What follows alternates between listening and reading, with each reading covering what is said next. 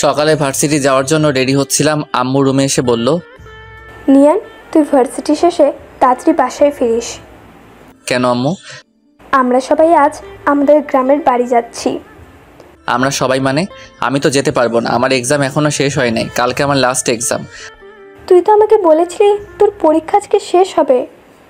আম্মু কিছুক্ষণ কি যেন একটা ভাবলো, তারপর বলল, আচ্ছা, তুই কালকে পরীক্ষা দিয়ে পরের দিন চলে যাস, আমরা আজকে যাচ্ছি। আচ্ছা। আমি আবার বললাম, আম্মু হঠাৎ তোমাদের গ্রামের বাড়ি যাওয়ার কথা কেন মনে হলো? আগামী শুক্রবারে দিয়ার বিয়ে। কি বলো কি আম্মু, এত পিচ্ছি একটা মাইয়ার কিভাবে বিয়ে হবে? পিচ্ছি কোথায়, দিয়া তো এবার এসএসসি পাশ করেছে। এসএসসি পাশ করেছে বলে বিয়ের বয়স হয়ে গেছে? হায়রে গ্রামের মানুষ। তোকে এসব নিয়ে ভাবতে হবে না, তুই শুধু ঠিক সময়ে পৌঁছে যাস। যা, এখন ভার্সিটি যা। এখন আমি আমার পরিচয়টা আপনাদেরকে দিয়ে দেই। আমি নিয়ান আহমেদ, অনার্স লাস্ট ইয়ারের এক্সাম দিচ্ছি। দিয়া হলো আমার চাচাতো বোন, পিচ্ছি একটা মেয়ে। জানি না চাচা কেন এত তাড়াতাড়ি মেয়েটার বিয়ে দিয়ে দিচ্ছেন। পরের দিন পরীক্ষা দিয়ে বৃহস্পতিবার, মানে দিয়ার গায়ে হলুদের দিন। আমি গ্রামের বাড়ি যাওয়ার জন্যে ট্রেনের টিকিট কাটলাম সকাল 6:30 ট্রেন, তাই আমি ভোর 5টায় ঘুম থেকে উঠে রেডি হয়ে স্টেশনে পৌঁছালাম। এতদিন পরীক্ষা দিয়ে ইট পাথরের দুনিয়া থেকে বের হয়ে গ্রামের সবুজ পরিবেশে যাচ্ছি, অনেক খুশি খুশি লাগছে। আর অনেক দিন পর গ্রামের বাড়িতে একটা বিয়ে খেতে যাচ্ছি। গ্রামের বিয়ের মজাই আলাদা, যা শহরের বিয়েতে পাওয়া যায় না। সকাল 7টা, ট্রেন চলছে তার দুরন্ত গতিতে। আমার কানের ইয়ারফোন বাজছে রোমান্টিক গান। দুপুর 12:30 এসে স্টেশনে পৌঁছালাম। যেহেতু চাচাদের বাসা স্টেশন থেকে বেশি দূরে না, তাই ভাবলাম রিক্সা দিয়ে যাই। রিক্সা দিয়ে গেলে গ্রামের সবুজ পরিবেশটা ভালো করে দেখতে পারবো। রিক্সা চলছে আপন গতিতে, চারিদিকে শুনশান বাতাস, পাখির কিচিরমিচির সবুজে ঘেরা মাঠ, অনেক ভালো লাগছে। কিছুক্ষণ পর রিক্সা এসে থামলো চাচার বাড়ির সামনে।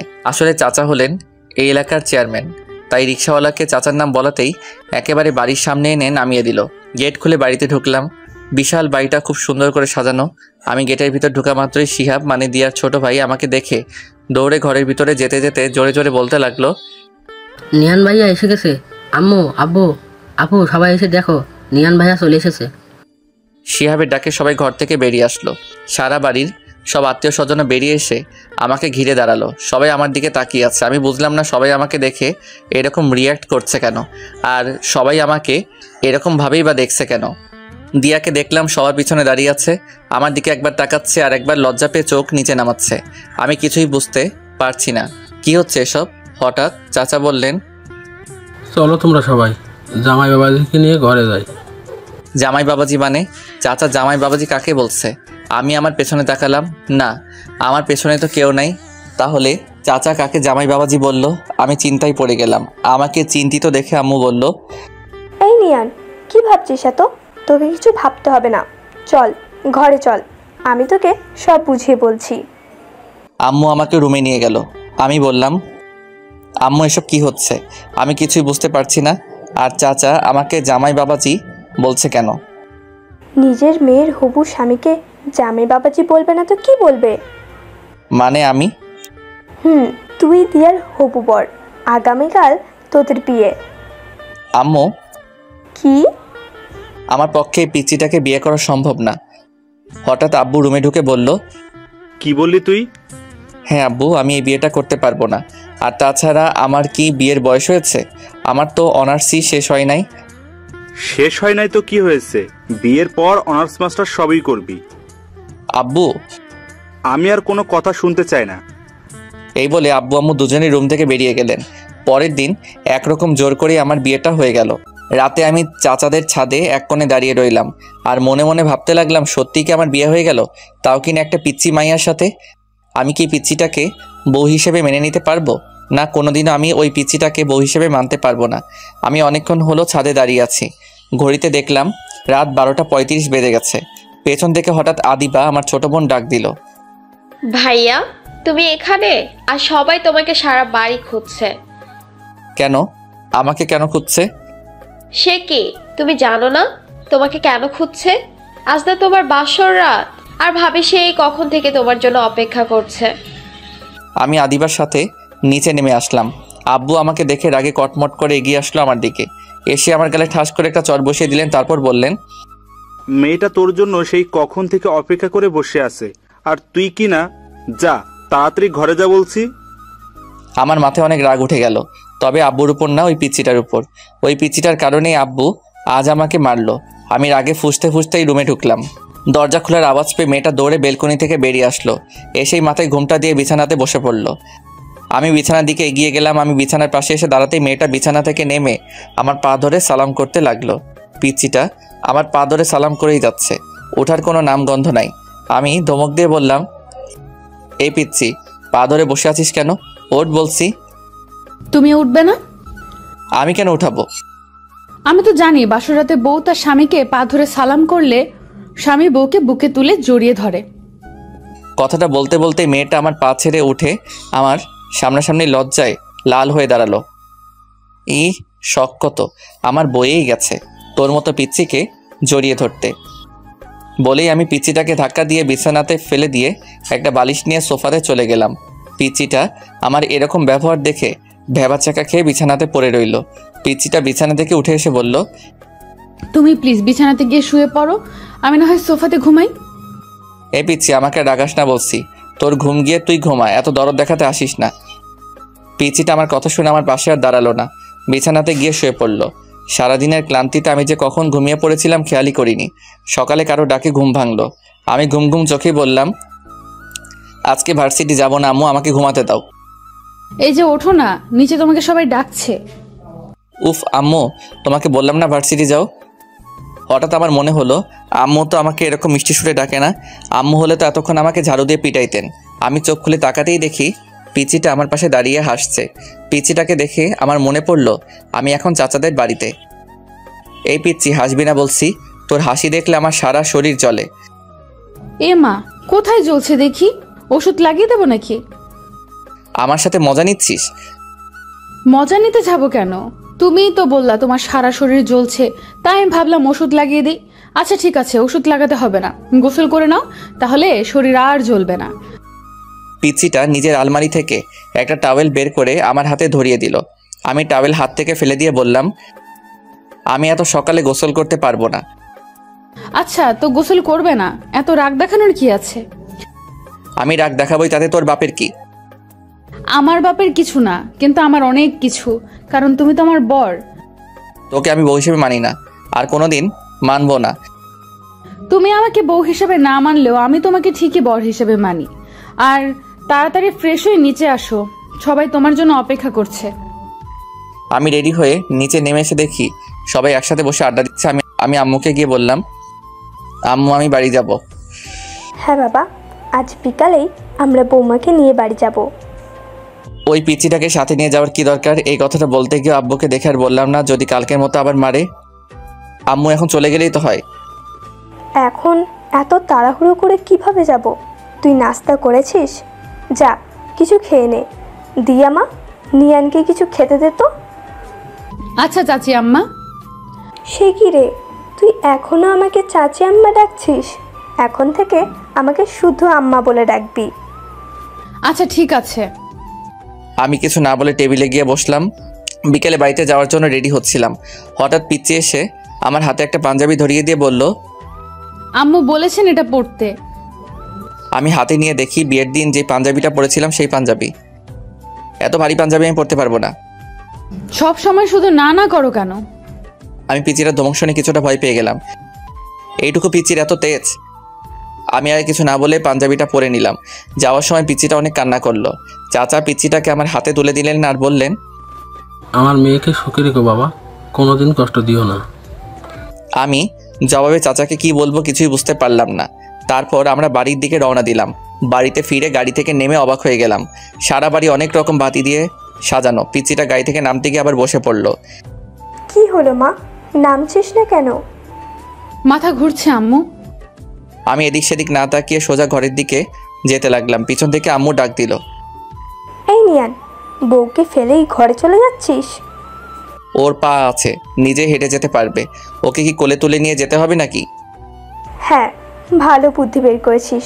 ওকে বরং কোলে করেই ঘরে নিয়ে যা। কি? আমি পারবো না। এরকম রিয়েক্ট করছিস কেন? তোকে নিজের বউকে কোলে নিতে বললো, অন্য কাউকে কোলে নিতে বলে নাই। আব্বু আব্বু আমাকে পুরো কথাটা বলতে না দিয়ে আবার বললেন, আমি আর কিছু শুনতে চাই না।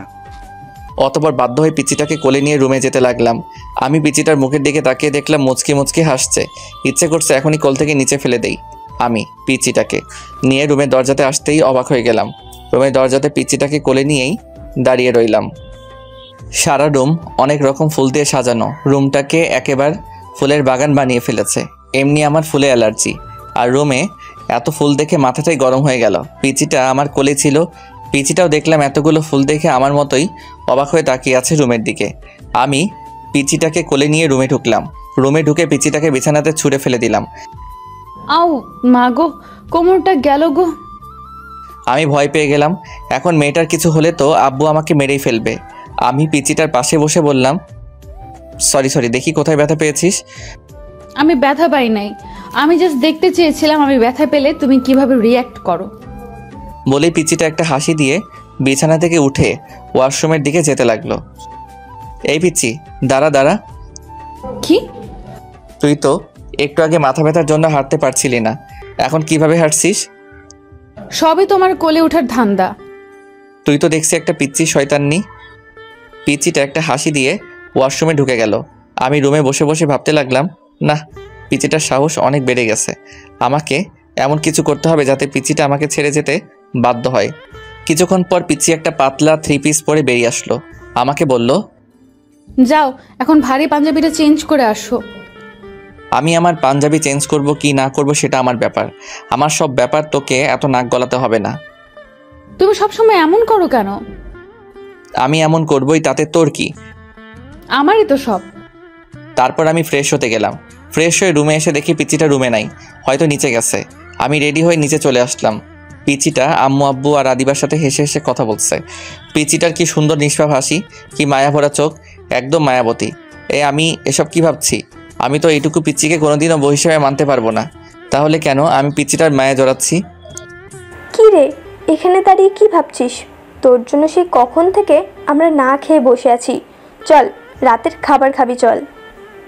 সে কি আম্মু, তোমরা এখনো খাও নাই? না রে, আমরা অনেকবার দিয়াকে বলেছি চল আমরা খেয়ে নিই, নিয়ান একটু রাত করেই খাবার খায়। কিন্তু পাগলি মেয়েটা কি বলে জানিস? বলে তুই না খাওয়া পর্যন্ত ও নাকি খেতে পারবে না। তাই আমরা ভাবলাম সবাই একসাথেই খাই।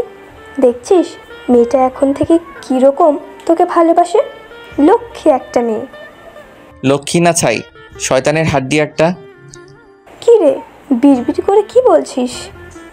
আমার বউটা কি ভালো, আমার জন্য না খেয়ে বসে আছে, এটাই বলছিলাম। আচ্ছা চল, এখন সবাই খেয়ে নেই, অনেক রাত হয়ে গেছে। আমি সবার আগে খাবার শেষ করে রুমে এসে একটা বই হাতে নিয়ে সোফাতে শুয়ে শুয়ে পড়তে লাগলাম। পিচি রুমে ঢুকে ভিতর থেকে দরজা লাগিয়ে দিল। আমি বললাম, এই পিচ্চি, দরজা লক করছিস কেন? দরজা লক করবো না তো কি করব? আমি দরজা লক ছাড়াই ঘুমাই। এখন থেকে দরজা লক করেই ঘুমাতে হবে, কারণ এখন থেকে তো তুমি আর একা ঘুমাবে না, এখন থেকে তোমার বউও তোমার সাথে ঘুমাবে। তাই দরজা লক করেই ঘুমাতে হবে। আমি আর কিছু বললাম না। পিচিটা সারা বিছানা ঘুরে ঘুরে দেখতে লাগলো। দেখছো আমাদের কি ভাগ্য, আমরা দুইটা বাসরাত পেলাম, কিন্তু বাসরাতের আসল কাজটাই করতে পারলাম না। চলো না আমরা ফ্যামিলি প্ল্যানিং শুরু করে দিই। কথাগুলো বলতে বলতে পিচিটা পা ছড়িয়ে বিছানাতে মাথা নিচু করে বসে পড়লো। আমি সোফা থেকে উঠে আস্তে আস্তে পিচির দিকে এগোতে লাগলাম। পিচি আমাকে আসতে দেখে নড়ে চড়ে ঠিক হলো আর লজ্জায় লাল হতে লাগলো। আমি একটু একটু করে পিচিটার দিকে এগিয়ে যেতে লাগলাম। আমি পিচিটার পাশে এসে দাঁড়ালাম। পিচিটা এখনো মাথা নিচু করেই বসে আছে, জোরে জোরে নিঃশ্বাস নিচ্ছে। আমি হাঁটু গেড়ে পিচিটার পাশে বসে পড়লাম।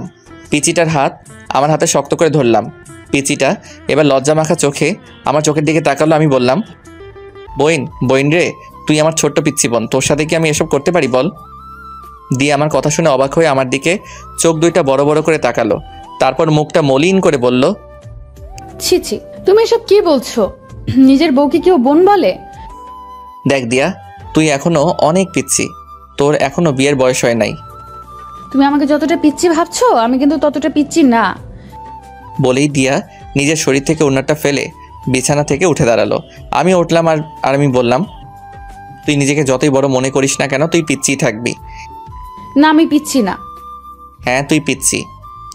আমাকে পিচ্ছি বলবে না বলছি। এইগুলো বলছে আর আমার দিকে এগিয়ে আসছে। আমি এক পা করে পিছিয়ে যাচ্ছি। আমি পিছাতে পিছাতে হঠাৎ পিছনে দেয়ালের সাথে আটকে গেলাম। এই পিচ্ছি কি করছিস? আমি যে পিচ্ছি না সেটার প্রমাণ দেব। এখন দেয়ার থেকে আমার শরীর 1 ইঞ্চি দূরত্বে। চোখ বন্ধ করে নিজের ঠোঁট আমার ঠোঁটের দিকে এগিয়ে আনছে। পিচিটার ঠোঁট আমার ঠোঁটের একদম কাছে নিয়ে আসলো। পিচিটার নিঃশ্বাস আমার মুখের উপর পড়ছে।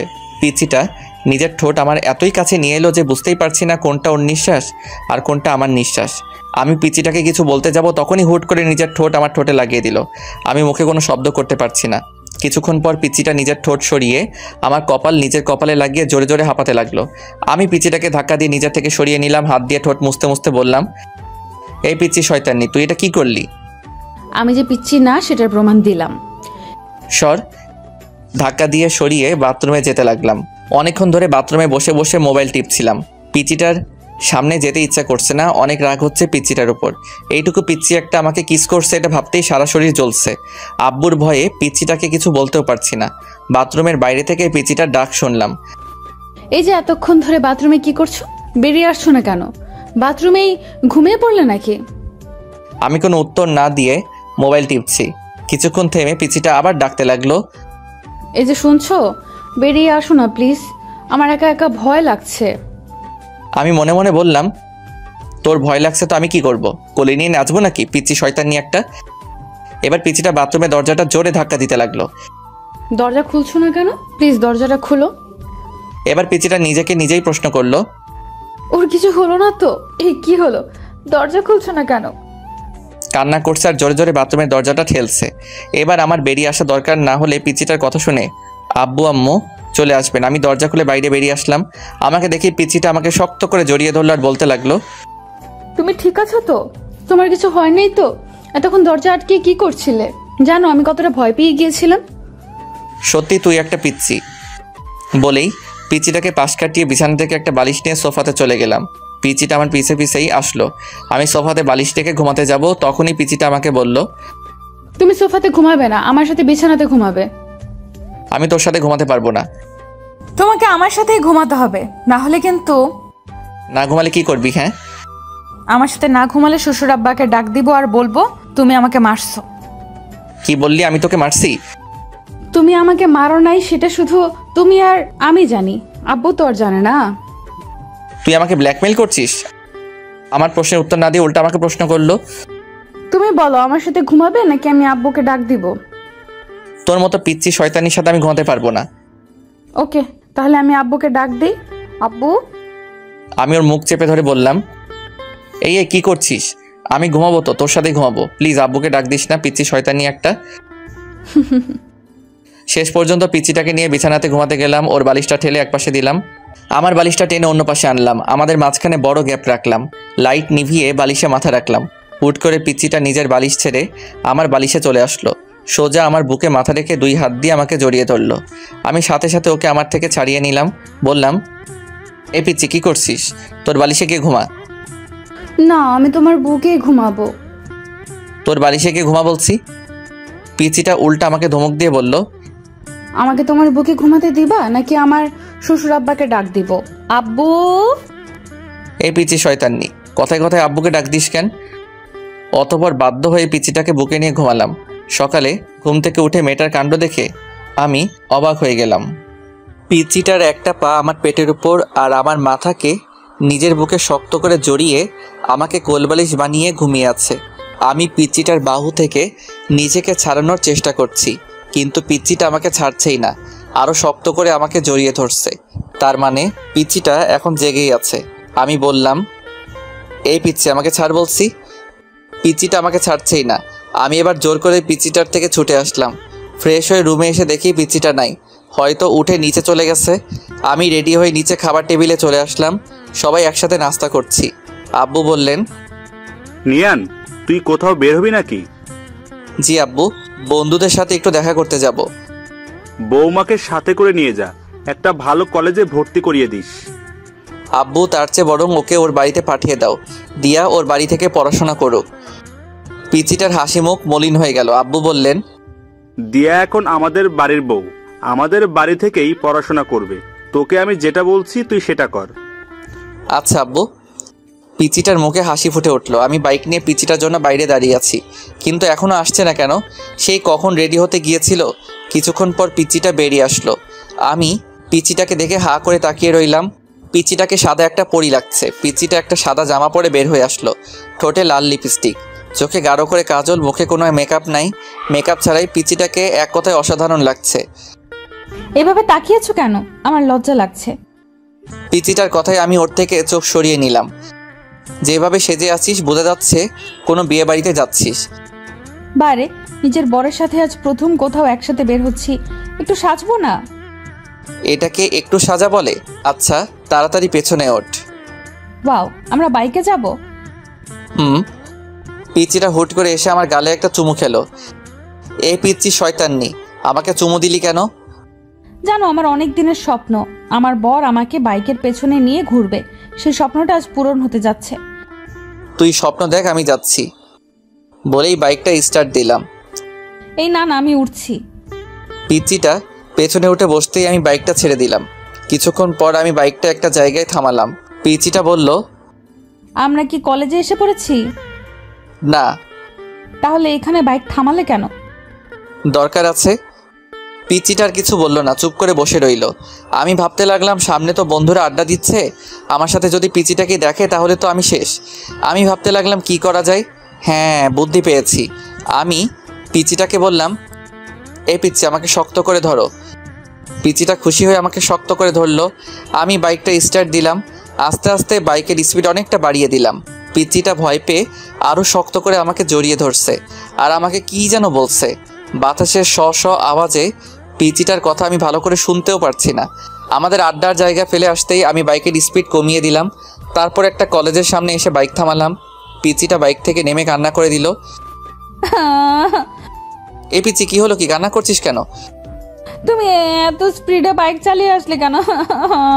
আমি কত ভয় পেয়ে গেছিলাম। সত্যি তুই একটা পিচ্ছি। কান্না থামা বলছে, সবাই দেখছে। এভাবে রাস্তায় কান্না করছিস, মানুষ কি ভাববে? পিচিটা কেঁদেই চলছে। এই পিচ্ছি, কান্না থামা বলছি, না হলে কিন্তু। এবার আরো জোরে জোরে কান্না করতে লাগলো। আমি বাড়িতে গিয়ে শ্বশুর আব্বাকে সব বলবো। তুমি আমাকে মারছো আর অনেক স্পিডে বাইক চালিয়েছো। এই মেয়ে, আমি তোকে কখন মারলাম? এটা তো ডাহা মিথ্যা কথা। আচ্ছা বোন, সরি। আর জীবনেও স্পিডে বাইক চালাবো না। এবার তো কান্না থামা। দেখ লোকজন কিভাবে আমাদের দিকে তাকিয়ে আছে। তুমি আবার আমাকে বোন বলছো? এবার কয়েকটা লোক আমাদের দিকে এগিয়ে আসলো। লোকগুলো আমাদের অনেকক্ষণ ধরে লক্ষ্য করছিল।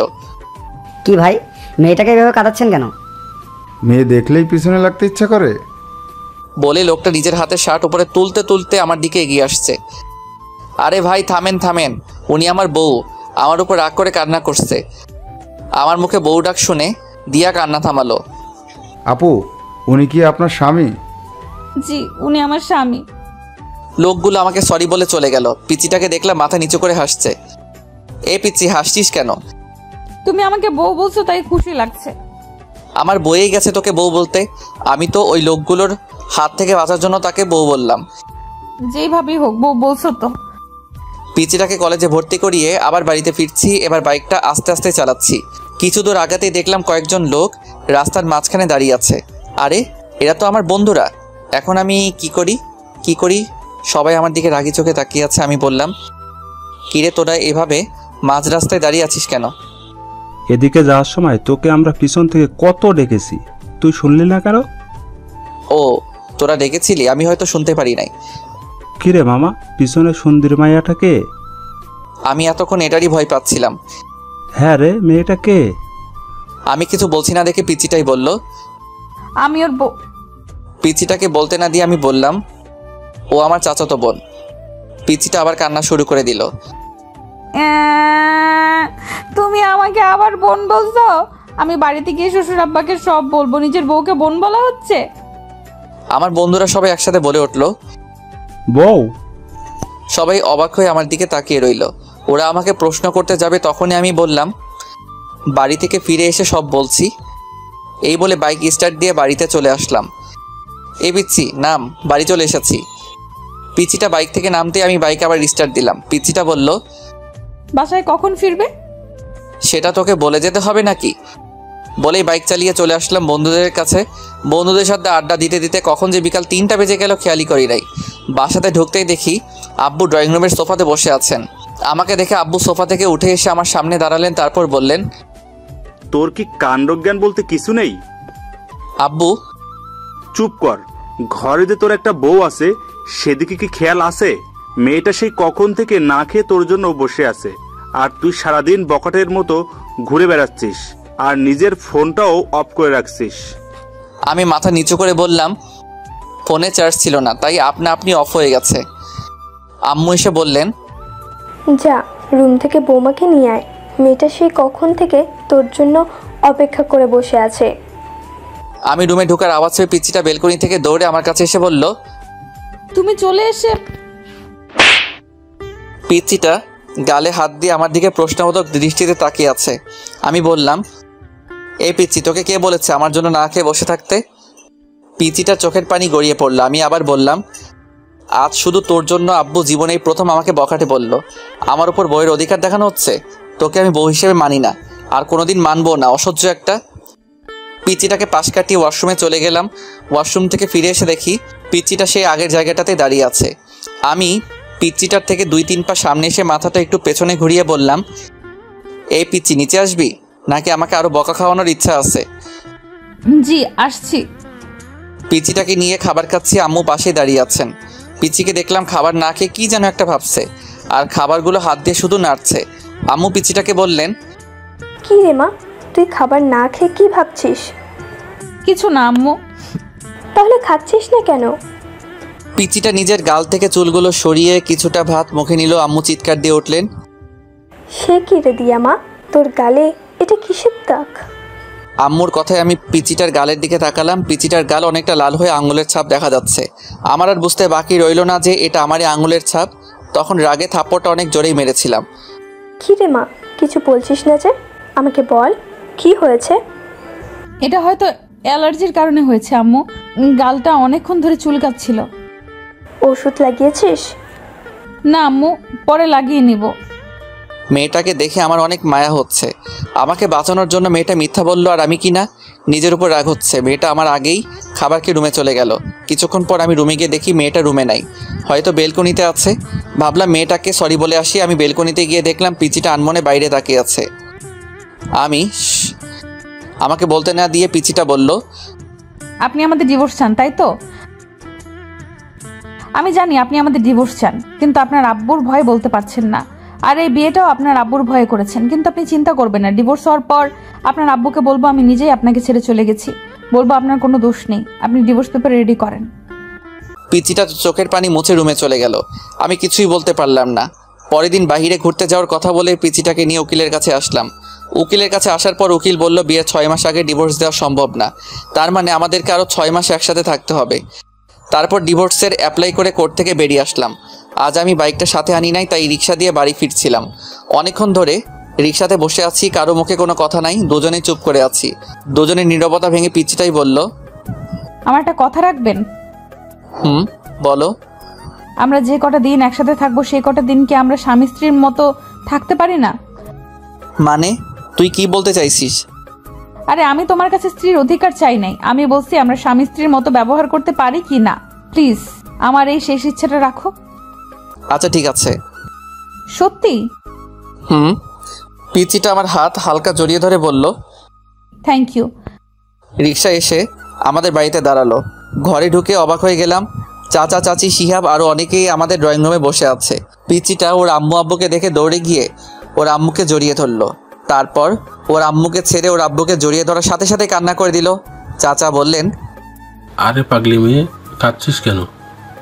বাবা তুমি কেমন আছো? পিচিটা হয়তো ওর বাবাকে একটু বেশি ভালোবাসে, তাই এরকম ভাবে কান্না করছে।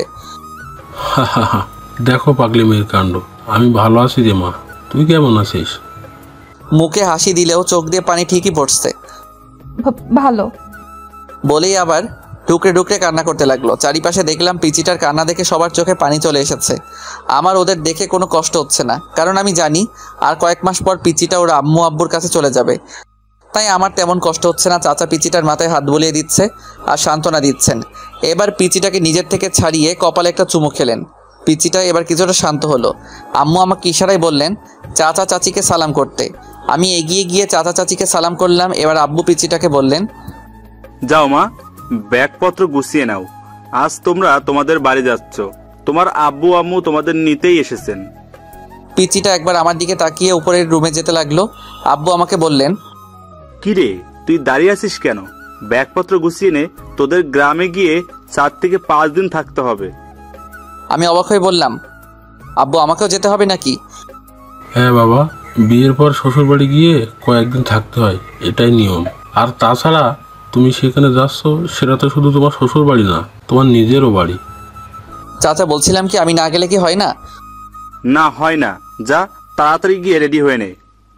অতপর বাধ্য হয়ে আমাদের গ্রামের বাড়ি মানে শ্বশুর বাড়ি আসতে হলো। গাড়ির গেটের ভিতর ঢুকতেই অবাক হয়ে গেলাম। বাড়িটা এখনও সেই বিয়ে বাড়ির মতো সাজানো। ভিতরে ঢুকতেই কয়েকটা মেয়ে দিয়া চিৎকার দিয়ে পিচিটাকে জড়িয়ে ধরলো। তারপর একটা মেয়ে আমার দিকে তাকিয়ে বলল, উনিই কি তোর বর? পিচিটা লজ্জায় মাথা নিচু করে হ্যাঁ বলল। অন্য আরেকটা মেয়ে বলল, ও মাই গড দিয়া, তোর বরটা কত হ্যান্ডসাম রে, আমি তো প্রথম দেখাতেই প্রেমে পড়ে গেছি। এই ফারিয়া, তুই কিন্তু ভুলে যাস না, ও কিন্তু আমার বর। রাগ করিস কেন? আমি তো দুলাভাইয়ের সাথে মজা করলাম।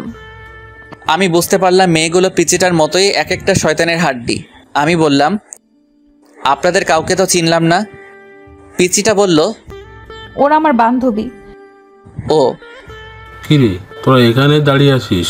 দিয়া মা, জামাই বাবাজিকে নিয়ে রুমে গিয়ে ফিরে নে। পিচিটার সাথে রুমে আসলাম। রুমে এসে শরীর এড়িয়ে দিলাম বিছানাতে।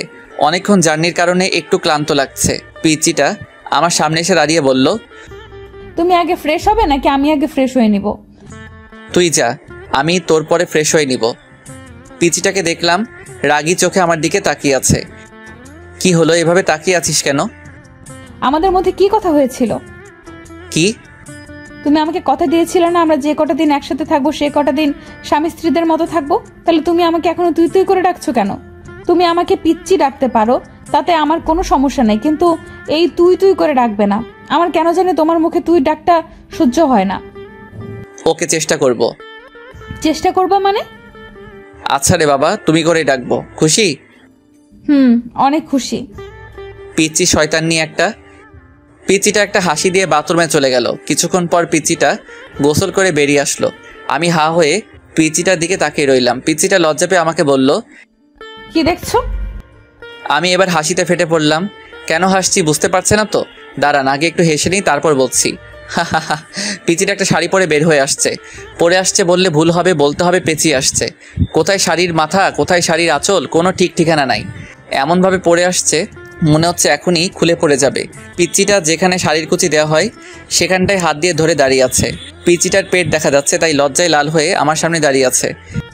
এটা কি পরছো বলেই হাসতে হাসতে আবার বিছানায় গড়াগড়ি খেতে লাগলাম। তুমি খুব খারাপ, দেখছো আমি শাড়ি পরতে পারছি না আর তুমি দাঁত খিলিয়ে হাসছো। হা, সরি, আমাকে দে, আমি ঠিক করে দিচ্ছি। সত্যি তুমি আমাকে পরিয়ে দিবে? লজ্জায় লাল হয়ে বলল কথাটা। আমার কি যে লজ্জা লাগছে, আবার খুশিও লাগছে। না, আমি শুধু ঠিক করে দিব, এদিকে আয়। আবার তুই করে ডাকছো? আচ্ছা ঠিক আছে, এদিকে আসো। পিচিটা একটা হাসি দিয়ে আমার কাছে এগিয়ে আসলো। আমি প্রথমে পিচিটার আঁচল ঠিক করলাম। পিচিটার শরীরে আমার হাত লাগতেই পিচিটা কেঁপে উঠলো। তারপর পেটের নাভিসহ কিছুটা অংশ বেরিয়ে এসেছিল, সে জায়গায় শাড়ি দিয়ে ঢাকতে গিয়ে আমার হাত লেগে গেল ওর পেটে। পিচিটা ছিটকে আমার থেকে সরে পিছিয়ে গেল। আমি বললাম, কি হলো, এভাবে পিছিয়ে গেলে কেন? কিছু না বলেই পিচিটা আবার আমার দিকে এগিয়ে আসলো। আমি এবার পিচিটা যে জায়গায় হাত দিয়ে ধরে রেখেছিল সেটা ওর হাত থেকে নিলাম। আমি ওর হাত থেকে নিয়ে শাড়ির কুচিটা দিতে লাগলাম। কুচি দিয়ে যেই ওর নাভির নিচে গুজতে যাব তখনই পিচিটা আমার হাত ধরে ফেললো। এটা আমাকে দাও, আমি পারবো। আমি আর কিছু না বলে ওর হাতে কুচিটা ধরিয়ে দিলাম। পিচিটা কুচি হাতে নিয়ে বাথরুমে ঢুকে গেল। কিছুক্ষণ পর পিচিটা বাথরুম থেকে শাড়িটা ঠিক করে বেরিয়ে আসলো। পিচিটার চোখ দুটো লাল হয়ে অনেক ফুলে আছে। সরি, তোমার চোখ মুখ এরকম লাগছে কেন? তুমি কি কান্না করছিলে নাকি? কি বলো কি? আমি কান্না করতে যাব কেন? ও আচ্ছা, এতক্ষণ পিচিটাকে আমি ভালো করে খেয়াল করি নাই। এখন চোখ পড়তেই আমি হা করে তাকিয়ে রইলাম। পিচিটাকে শাড়িতে এত সুন্দর মানিয়েছে যে আমি লিখে বোঝাতে পারবো না। কালো শাড়ির কালো চুলগুলো ছেড়ে আসছে পিচিটা, একদম মায়াবতী লাগছে পিচিটাকে। পিচিটা আমার তাকানো দেখে লজ্জা পেল। কি দেখছো? তোমাকে খুব সুন্দর লাগছে। এই কথা বলতে গিয়েও কিছু একটা ভেবে আটকে গেলাম। নিজেই নিজেকে বলতে লাগলাম, আমি এসব কি ভাবছি? ও তো একটা পিচ্ছি মেয়ে, ও তো আমার চাচাতো বোন। আমি তো কোনোদিনও ওকে বউ হিসেবে মেনে নিতে পারবো না। তাহলে কেন আমি ওর দিকে এরকমভাবে তাকিয়ে আছি? পিচিটা আবার বলল, কি হলো, কি ভাবছো? কিছু না বলেই আমি বাথরুমে ঢুকে গেলাম। শাওয়ার ছেড়ে অনেকক্ষণ গোসল করলাম। গোসল শেষে মনে হলো, শিট, আমি তো টাওয়েল সাথে আনি নাই। পরনে যে কাপড়গুলো নিয়ে বাথরুমে ঢুকেছিলাম সেগুলোও ভিজিয়ে ফেলেছি। এখন আমি বাথরুম থেকে বের হই কিভাবে? বাথরুমের দরজা কিছুটা ফাঁক করে দেখলাম পিচিটা কোথায় আছে। পিচিটাকে দেখলাম আয়নাতে চুল আঁচড়াচ্ছে। আমি শুধু মুখটা বের করে বললাম, এই মেয়ে। হঠাৎ আমার আওয়াজে পিচিটা চমকে উঠল। কে? পিচিটা ভয়ে ভয়ে রুমের চারিদিকে তাকিয়ে খুঁজতে লাগলো। এই পিচি, আমি বাথরুমের দরজাতে দেখো।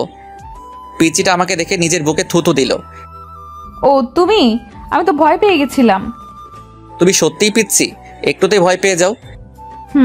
তুমি এইভাবে দরজাতে মুখ বের করে দাঁড়িয়ে আছো কেন? আমি এবার অসহায় হয়ে বললাম, আমার টাওয়েলটা দাও প্লিজ। পিচিটা একটা হাসি দিয়ে ব্যাগ থেকে টাওয়েল বের করে আমার হাতে এনে দিল। থ্যাংক ইউ বলে ঠাস করে দরজাটা লাগিয়ে দিলাম। তারপর আরও 3 দিন এই বাড়িতে থেকে আমাদের বাড়িতে চলে আসলাম। বাড়িতে আসার পরের দিন থেকেই পিচিটা কলেজে যেতে শুরু করলো। পিচিটাকে প্রতিদিন সকালে ওর কলেজে দিয়ে আমি আমার ভার্সিটিতে চলে যাই, আবার আসার সময় সাথে করে বাড়িতে নিয়ে আসি। এখন পিচিটার সাথে স্বাভাবিকভাবে কথাবার্তা বলি। আজকে সকালে একটু বেশি ঘুম পাচ্ছে। পিচিটা সেই কখন থেকে আমাকে ডাকছে, কিন্তু আমি ঘুমে চোখই খুলতে পারছি না। পিচিটা অনেকক্ষণ ধরে আমাকে ডাকতে ডাকতে হাঁপিয়ে গেল। এবার পিচিটা রেগে বলল, তুমি উঠবে নাকি আমি আব্বুকে ডেকে নিয়ে আসবো? বলেই পিচিটা রুম থেকে বেরিয়ে যেতে লাগলো।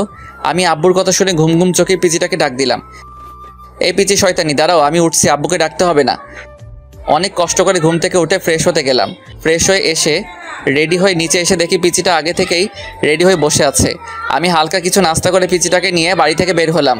আমি বাইকে বসে পিচিটাকে বললাম বাইকে উঠে বসতে, কিন্তু পিচিটা উঠছে না, আমার দিকে তাকিয়ে আছে। কি হলো, এভাবে তাকিয়ে আছো কেন? দেরি হয়ে যাচ্ছে তো। তুমি এত সুন্দর কেন? বলে আমার চুলগুলো এলোমেলো করে দিল। চোখ থেকে সানগ্লাসটা নিয়ে নিজের ব্যাগের ভিতর ঢুকিয়ে নিল। এই পিচি, আজকে তোমার কি হয়েছে? এসব কি করছো? দাও, আমার গ্লাসটা দাও। না, দিব না। তোমাকে এত স্মার্ট হয়ে থাকতে হবে না। কলেজের কয়েকটা নির্লজ্জ মেয়ে তোমার দিকে কিরকম হা করে তাকিয়ে থাকে, সেটা আমার সহ্য হয় না। ও তাই নাকি? আচ্ছা ঠিক আছে, এখন তাড়াতাড়ি ওঠো, দেরি হয়ে যাচ্ছে। বাইকে উঠতে উঠতে বলল, কি ঠিক আছে? কিছু না, এত কথা বলো কেন? বাইক স্টার্ট দিয়ে এক টানে পিচিটার কলেজে চলে আসলাম। পিচিটা বাইক থেকে নামার পর আমি বললাম, এই পিচি শোনো। কি?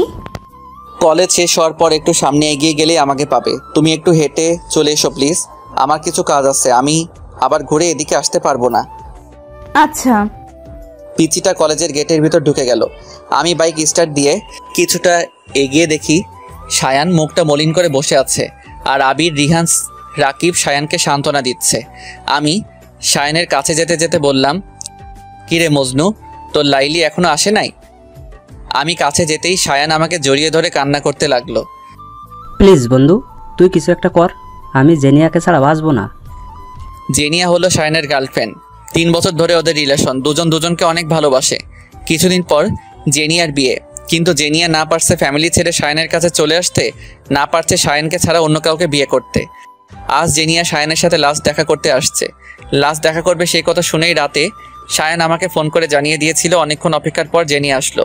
আমাদের সবাইকে দেখে কিছুটা অবাক হলো। আমি বললাম, জেনিয়া এদিকে আসো। আমি জেনিয়াকে ওদের থেকে কিছু দূরে নিয়ে গেলাম। আমি বললাম, জেনিয়া সত্যি করে বলো তো, তুমি কি সায়ানকে ছাড়া অন্য কারোর সাথে থাকতে পারবে? ওকে ছাড়া থাকতে পারবো না বলেই তো মরার রাস্তা বেছে নিয়েছি। তুমি কি মনে করেছো তুমি মরে গেলে সায়ান বেঁচে থাকতে পারবে? এবার মেয়েটা কান্না করতে লাগলো। তো আমি কি করব বলেন ভাইয়া? পালিয়ে যাও। কিন্তু আমার ফ্যামিলি? দেখো জেনিয়া, তোমরা পালিয়ে গিয়ে বিয়ে করার পর যখন তোমার কোলে ছোট্ট আরেকটা জীবন আসবে, তখন তোমার ফ্যামিলি ওই বাচ্চাটার দিকে তাকিয়ে সব মান অভিমান ভুলতে বাধ্য হবে। কিন্তু জেনিয়াকে পুরো কথাটা বলতে না দিয়ে পিচিটা এসে বলল, এই যে আমি চলে এসেছি। তারপর জেনিয়ার দিকে তাকিয়ে বলল, ওই মেয়েটা কে? বলছি, তুমি ওদের কাছে গিয়ে বসো, আমি ওর সাথে কিছু ইম্পর্টেন্ট কথা বলে আসছি। মেয়েটার সাথে তোমার কিসের ইম্পর্টেন্ট কথা? নির্লজ্জ মেয়েগুলো শুধু সারাদিন তোমার পিছে পিছে লেগে থাকে। কথাগুলো বলতে বলতেই আমার হাত ধরে টেনে নিয়ে যেতে লাগলো। আমার রাগ উঠে গেল চরমে। এক ঝটকায় পিচিটার হাত থেকে আমার হাত ছাড়িয়ে গালে ঠাস করে একটা চর বসিয়ে দিলাম। পিচিটা গালে হাত দিয়ে দাঁড়িয়ে আছে। এ পিচি, তুই জানিস এই মেয়েটাকে? জানি তো, মেয়েটা তোমার গার্লফ্রেন্ড। এবার অন্য গালে ঠাস করে আরেকটা চর মারলাম। পিচিটা দুই গালে দুই হাত দিয়ে জোরে জোরে কান্না করতে লাগলো। কান্না থামা বলছি, না হলে আরেকটা দিব। তুমি খুব পচা। আমি আব্বুকে গিয়ে সব বলবো, আর এও বলবো যে তোমার গার্লফ্রেন্ড আছে। এবার পিচিটার কথা শুনে আমার নিজেরই কান্না চলে আসছে। বোন রে, তুই কিছু না বোঝার আগে কেন বাচ্চাদের মতো পাগলামি করিস?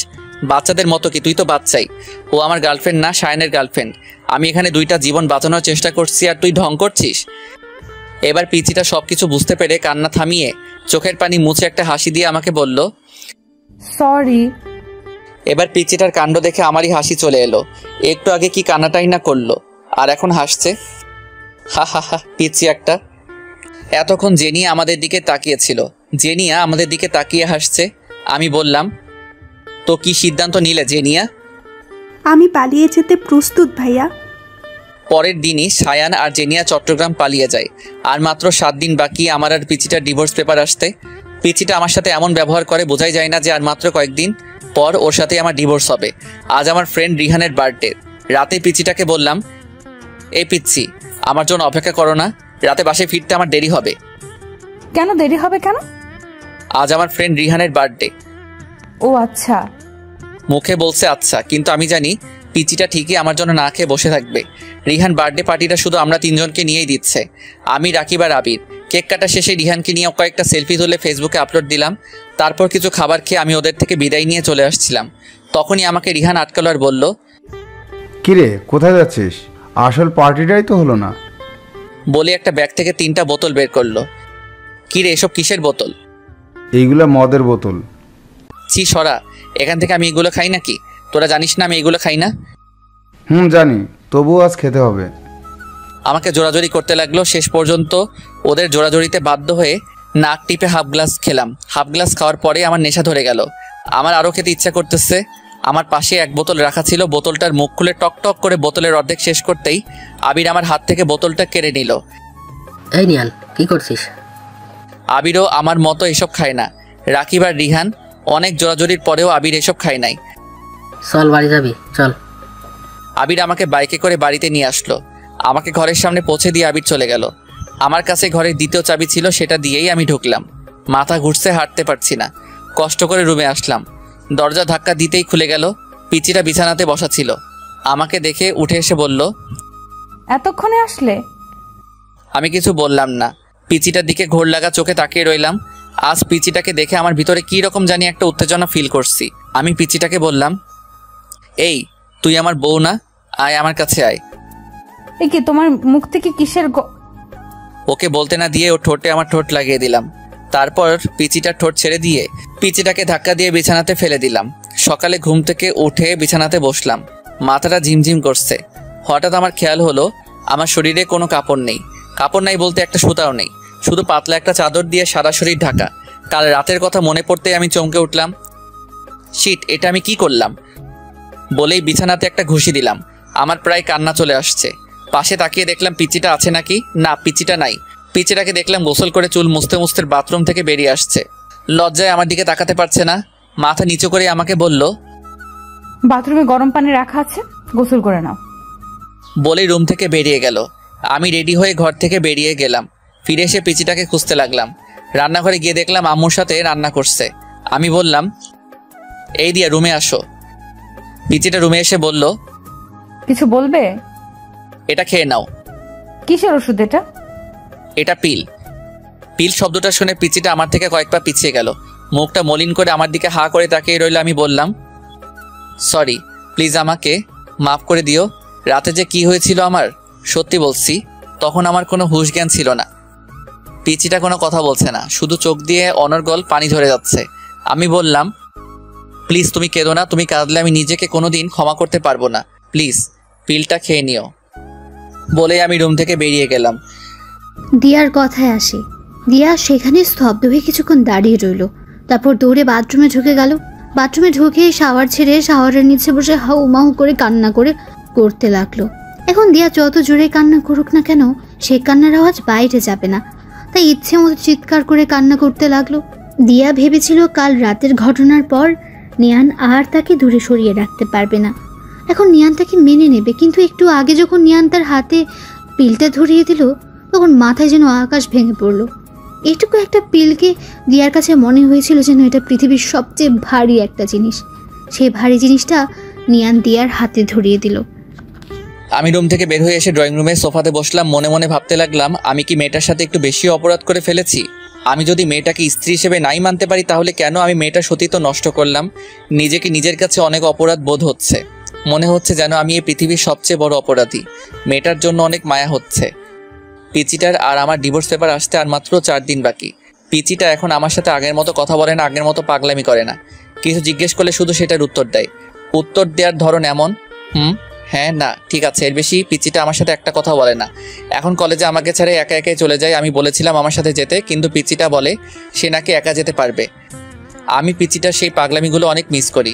পিচিটার কিছু হলে একটুতেই কেঁদে ফেলা, আমাকে বারবার আব্বুর ভয় দেখানো, এইগুলো অনেক মিস করি।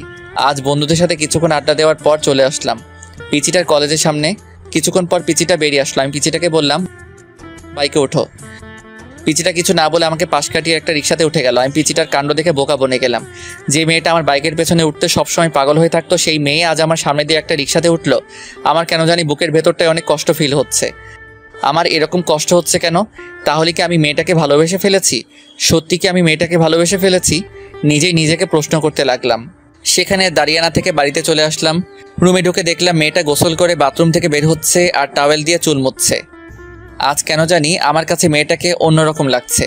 বারবার পিচিটার দিকে চোখ যাচ্ছে। পিচিটার মুখটা আজ এত ফ্যাকাশে লাগছে কেন?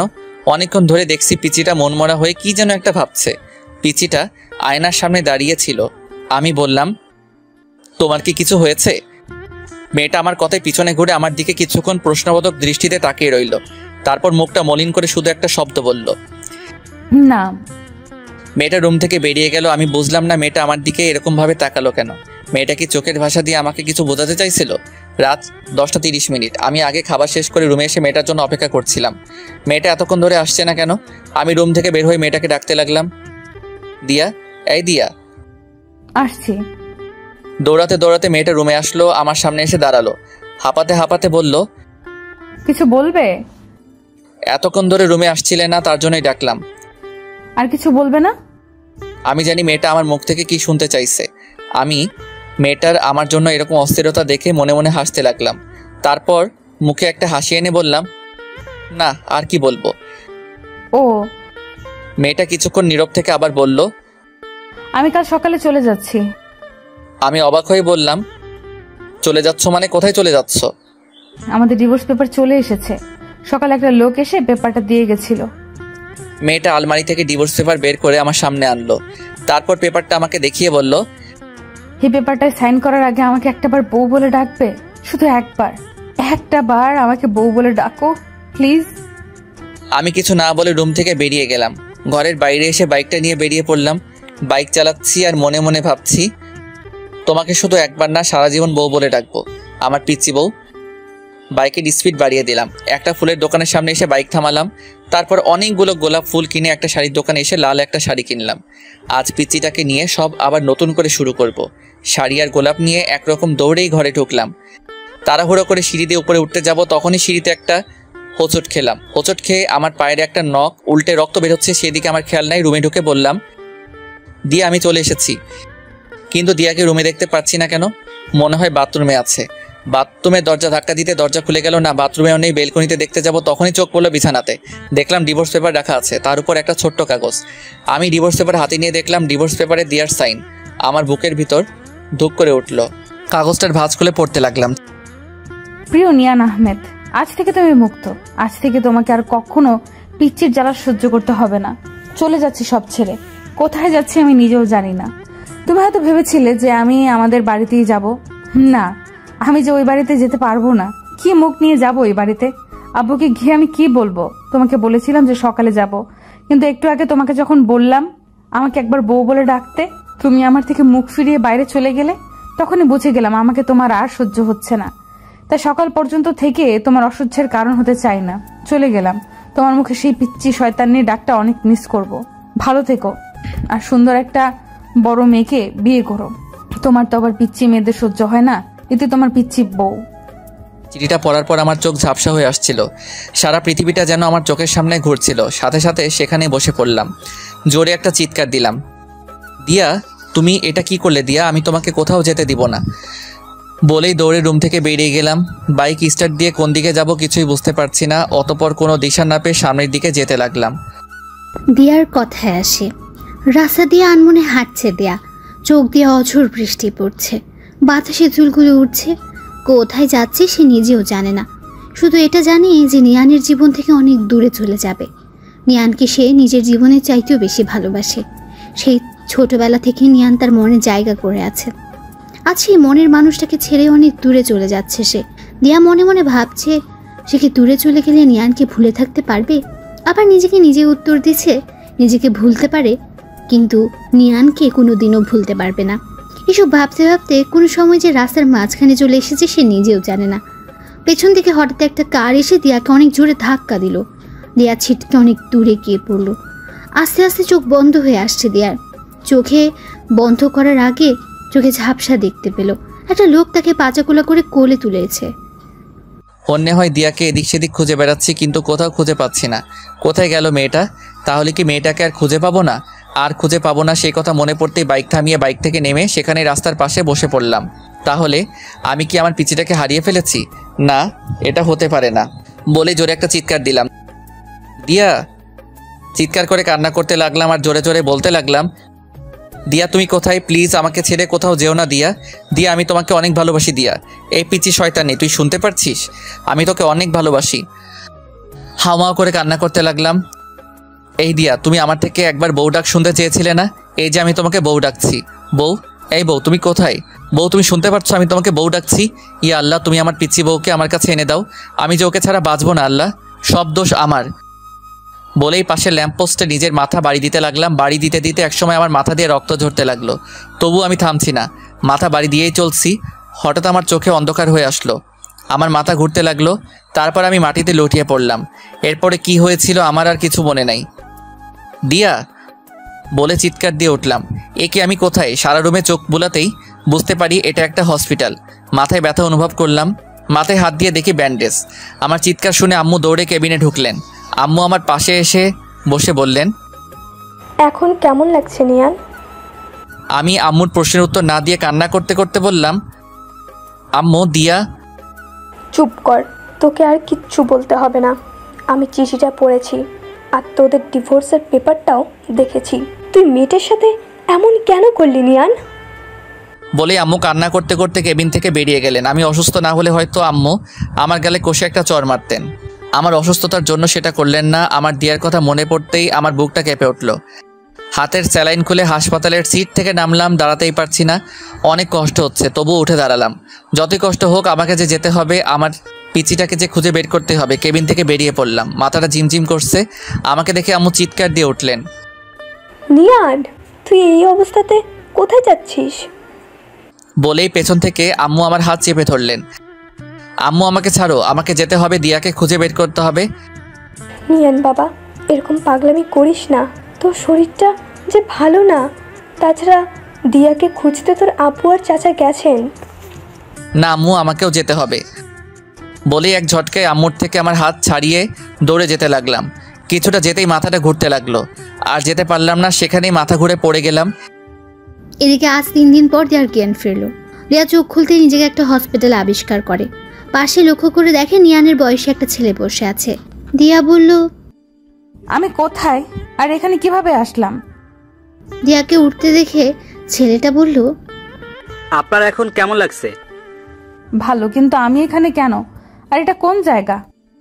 আপনি এখন মালয়েশিয়ায়। মানে আমি মালয়েশিয়ায় কিভাবে আসলাম? আমি তো একটা গাড়ির সাথে। দিয়াকে আটকিয়ে ছেলেটা বলল, হ্যাঁ, সেদিন আপনি আমার গাড়ির সাথে ধাক্কা খেয়েছিলেন। ধাক্কা অনেক জোরে লেগেছিল, আপনার অনেক ব্লিডিং হচ্ছিল। আমি আপনাকে সেখানকার একটা হসপিটালে নিয়ে যাই। অনেকক্ষণ আপনার চিকিৎসা চলার পর ডাক্তার বেরিয়ে এসে বলল 72 ঘন্টার ভেতরে আপনার জ্ঞান না ফিরলে আপনাকে আর বাঁচানো সম্ভব হবে না। অতবার উন্নত চিকিৎসার জন্য সেদিনই আপনাকে আমি মালয়েশিয়ায় নিয়ে আসি, আর আজ ঠিক 71 ঘন্টা পর আপনার জ্ঞান ফিরল। আপনি আমাকে কেন বাঁচালেন? আমি মরে গেলেই তো ভালো হতো। আমার সামনে একজন মানুষ মারা যাবে সেটা আমি চেয়ে চেয়ে দেখবো, তাও আবার আমার গাড়ির সাথে অ্যাক্সিডেন্ট হয়েছে। আচ্ছা, আপনি সেদিন মাঝ রাস্তায় দিয়ে হাঁটছিলেন কেন? আর মরে গেলে ভালো হতো এটা কেন বলছেন? দিয়া নিয়ানের সাথে ঘটে যাওয়া সব ঘটনাই ছেলেটাকে বলল। সব বলার পর ছেলেটার দিকে তাকাতেই দেখলো ছেলেটার চোখে পানি। ছেলেটা বলল, একটা মেয়ে একটা ছেলেকে এতটা ভালোবাসতে পারে? দিয়া কিছু বলল না, শুধু চোখ দিয়ে পানি ঝরছে। ছেলেটা আবার বলল, ওই বজ্জাত ছেলেটা কি করে পারলো আপনার মতো একটা মিষ্টি মেয়েকে কষ্ট দিতে? প্লিজ ওকে কিচ্ছু বলবেন না, ও অনেক ভালো ছেলে। আপনাকে এত কষ্ট দেওয়ার পরও আপনি বলছেন ছেলেটা ভালো? আমি যে ওকে আমার জীবনের চাইতেও বেশি ভালোবাসি, তাই ও যতই খারাপ হোক আর আমাকে যতই কষ্ট দেখ না কেন, আমার কাছে ও ভালোই থাকবে। সত্যি আপনার তুলনা হয় না। যে ছেলেটা আপনাকে এত অবহেলা কষ্ট দিল আর আপনি তাকেই বলছেন ভালো। আচ্ছা, আপনার নামটাই জানা হলো না। আমি দিয়া। আর আমি আরিয়ান চৌধুরী। আমি হলাম এই চৌধুরী সাহেবের মা। দিয়া দেখতে পেল কথাটা বলতে বলতে একজন মহিলা কেবিনে ঢুকছেন। আরিয়ান মহিলাটাকে দেখিয়ে বলল, দিয়া, উনি আমার আম্মু। দিয়া মুখ দিয়ে সালাম দিল, তারপর বলল, উনি এখানে? আমরা এখানে মালয়েশিয়ায় থাকি। এখন কেমন লাগছে মা? জি ভালো আন্টি। আমাকে আন্টি না, মা বলে ডেকো। জানো, কালকে যখন তোমাকে আমি প্রথম দেখি তখনই আমার মায়ের কথা মনে পড়ে যায়। তোমাকে দেখতে হুবহুব আমার মায়ের মতো। কথাগুলো বলে শেষ করেই চোখের পানি মুছলেন। রিয়া বুঝতে পারলো ওরা দুজনে অনেক ভালো মনের মানুষ। তারপর বলল, আচ্ছা ঠিক আছে, ডাকবো। আচ্ছা মা, তুমি এখন একটু রেস্ট নাও, আমরা বাইরে যাই। বলে ওরা চলে গেলেন। আরিয়ান চৌধুরীর পরিচয়টা একটু ভালো করে দিয়ে দেই। আরিয়ান চৌধুরী অনেক বড় একজন বিজনেসম্যান। বিজনেসটা ওর বাবারই, কিন্তু 2 বছর আগে ওর বাবা মারা যাওয়াতে পুরো বিজনেসটা ওকে সামলাতে হচ্ছে। বাংলাদেশ আর মালয়েশিয়া মিলে 3টা কোম্পানি আছে ওদের। তাই আরিয়ান চৌধুরী মালয়েশিয়ায় পরিবার নিয়ে থাকে। পরিবার বলতে ওর মা আর ছোট্ট একটা বোনকে নিয়ে তার পরিবার। 7 দিন পর আজ দিয়াকে হসপিটাল থেকে বাড়িতে যাওয়ার অনুমতি দিয়েছে। কিন্তু দিয়া ভাবতে লাগলো তার তো কোনো বাড়ি নেই, সে এখন কোথায় যাবে? এসব ভাবছিল তখনই আরিয়ান চৌধুরী ও তার মা ঢুকলো। আরিয়ান বলল, চলেন, আজ আপনাকে হসপিটাল থেকে ছেড়ে দিয়েছে। কিন্তু আমি কোথায় যাব? কোথায় যাবে মানে? আমাদের বাড়িতে যাবে। কিন্তু আমি আপনাদের বাড়িতে কোন পরিচয়ে যাব? আমার তো আর কোনো পরিচয় নাই। আমাদের বাড়িতে যেতে তোমার কোনো পরিচয় লাগবে না মা। আম্মু, উনি যখন পরিচয় চাইছেন তাহলে ওনাকে একটা পরিচয় দিলে সমস্যা কোথায়? কি পরিচয় দিবি তুই ওকে? আমার বউয়ের পরিচয়। মানে? আরে আরে, আপনি তো ভয় পাবেন না। আমি আপনাকে সত্যিকারের বউ হতে বলছি না, শুধু আপনার পরিচয়টা হবে আপনি আমার বউ। কিন্তু আর কোনো কিন্তু না, এবার বাড়িতে চলুন। এদিকে আমি হাসপাতাল থেকে বাড়িতে এসে পাগলের মতো হয়ে গেলাম। প্রত্যেকদিন দিয়াকে খুঁজতে বের হই, কিন্তু কোথাও খুঁজে পাই না। সারা বাংলাদেশের অলিগলি সব খুঁজলাম, কিন্তু কোথাও খুঁজে পেলাম না।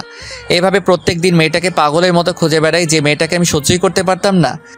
আজ সেই মেয়ের জন্য প্রত্যেক রাত কান্না করে বালিশ ভিজাই। এভাবে দিয়ার অপেক্ষায় কেটে গেল অনেক নির্ঘুম রাত, কেটে গেল 5-5টা বছর। এর মধ্যে দিয়ার কথা প্রায় সবাই ভুলেই গেছে। সবাই বলছে দিয়া নাকি আর ফিরে আসবে না, ও নাকি মারা গেছে। চাচা চাচিও অনেক কষ্ট করে হলেও সেটা মেনে নিয়েছেন, কিন্তু আমি এখনও দিয়ার পথ চেয়ে বসে আছি। আমার বিশ্বাস দিয়া একদিন না একদিন ফিরে আসবেই। এর মধ্যে আব্বু আম্মু অনেকবার বলেছেন যে বিয়ে করে নতুন করে জীবন শুরু করতে, কিন্তু আমি ওদের বারবার বলে দিচ্ছি যে দিয়ার অপেক্ষায় সারা জীবন পার করে দিতে পারবো। আজ আব্বু হঠাৎ রুমে এসে বললেন, তুই কি এভাবেই জীবনটা শেষ করে দিবি? তোর কি মনে হয় মেয়েটা এখনো বেঁচে আছে? আর বেঁচে থাকলেও কি তোর জন্য বসে আছে নাকি? বেঁচে থাকলেও হয়তো কারোর সাথে বিয়ে হয়ে সংসার করছে। আব্বু প্লিজ, তোকে আমি 2টা অপশন দিচ্ছি, বিয়ে কর নয়তো চাকরি বাকরি কিছু একটা করে জীবনটা নতুন করে শুরু কর। কিছুক্ষণ চুপ থেকে বললাম, ওকে আব্বু, আমি চাকরি করব। আব্বু একটা স্বস্তির নিঃশ্বাস ফেলে চলে গেলেন। পরের দিন আমি একটা চাকরির ইন্টারভিউ দিতে যাই। ইন্টারভিউ দেওয়ার পর আমাকে কিছুক্ষণের জন্য ওয়েটিংয়ে রাখে। আমাকে কিছুক্ষণ পর আবার আমাকে ডাকে, আমাকে বলে কংগ্রাচুলেশনস, আপনার চাকরি হয়ে গেছে, কিন্তু সেটা মালয়েশিয়ায়। আপনার সব রেজাল্ট ভালো দেখে আমরা আমাদেরই আরেকটা কোম্পানি থেকে ট্রান্সফার করে দেই। মালয়েশিয়ার কথা শুনে কেন জানি আমি হ্যাঁ বলে দেই। আমার কেন জানি মনে হচ্ছে মালয়েশিয়ায় কিছু একটা আছে। বাড়িতে এসে আব্বুকে বলতেই আব্বু অনেক খুশি হলেন। রাতের খাবার খেয়ে রুমে এসে ঘুমানোর চেষ্টা করছি, কিন্তু ঘুম আসছে না। বারবার দিয়ার সেই নিষ্পাপ হাসি চোখে ভেসে উঠছে। জানি শেষ রাত বা মধ্যরাত ছাড়া আমার ঘুম আসবে না। গত 5 বছর ধরে এরকমটাই হয়ে আসছে। হঠাৎ মোবাইলের আওয়াজে ভাবনার জগৎ থেকে বেরিয়ে আসলাম। মোবাইল হাতে নিয়ে দেখি সে অচেনা নাম্বার থেকে আবার ফোন এসেছে। গত 5 বছর ধরে অনেকগুলো অচেনা নাম্বার থেকে আমার মোবাইলে ফোন আসে। ফোন রিসিভ করলে কেউ ওপাশে কিছু বলে না, শুধু আমি একটা ছোট্ট বাচ্চার হাউমাউ শুনতে পাই। অনেকবার বিরক্ত হয়ে অনেকগুলো নাম্বার ব্লক মেরেছি, কিন্তু কোনো কাজ হয় না। একটা ব্লক মারলে অন্য আরেকটা নাম্বার দিয়ে ফোন দেয়। দিয়া যদি আমাকে কোনো দিন ফোন দেয়, এই আশাতে সিমটাও পাল্টাতে পারি না। প্রথম বিরক্ত লাগলেও এখন কেন জানি আমার ওই পিচ্চিটার অস্পষ্ট ভাষা শুনতে ভালো লাগে। তাই এখন প্রত্যেকটা দিন ফোনটা রিসিভও করি। আজও ফোন রিসিভ করে হ্যালো বলার সাথে সাথেই সেই পরিচিত আওয়াজ শুনতে পাই। ওপাশ থেকে আব্বু আম্মু বলে অস্পষ্ট ভাষায় কি যেন একটা বলছে, কিছু বুঝতে পারি না। শুধু এই আব্বু আম্মু ডাকটাই বুঝতে পারি। আজকে আমি মালয়েশিয়ায় যাচ্ছি। বাড়িতে সবার থেকে বিদায় নিয়ে এয়ারপোর্টে চলে আসলাম। এয়ারপোর্টে এসে ওই দিন যেই লোকটা আমার ইন্টারভিউ নিয়েছিল সেই লোকের সাথেই আরও অনেকগুলো লোকজন দেখতে পারলাম। পরে জানতে পারলাম ওরাও আমার মতোই মালয়েশিয়াতে চাকরি করতে সিলেক্ট হয়েছে। ওদের মধ্যে একজনের সাথে আমার অনেক ভাব জমে গেল। ওর নাম জিসান। বিমানে আমার পাশের সিটেই বসেছিল।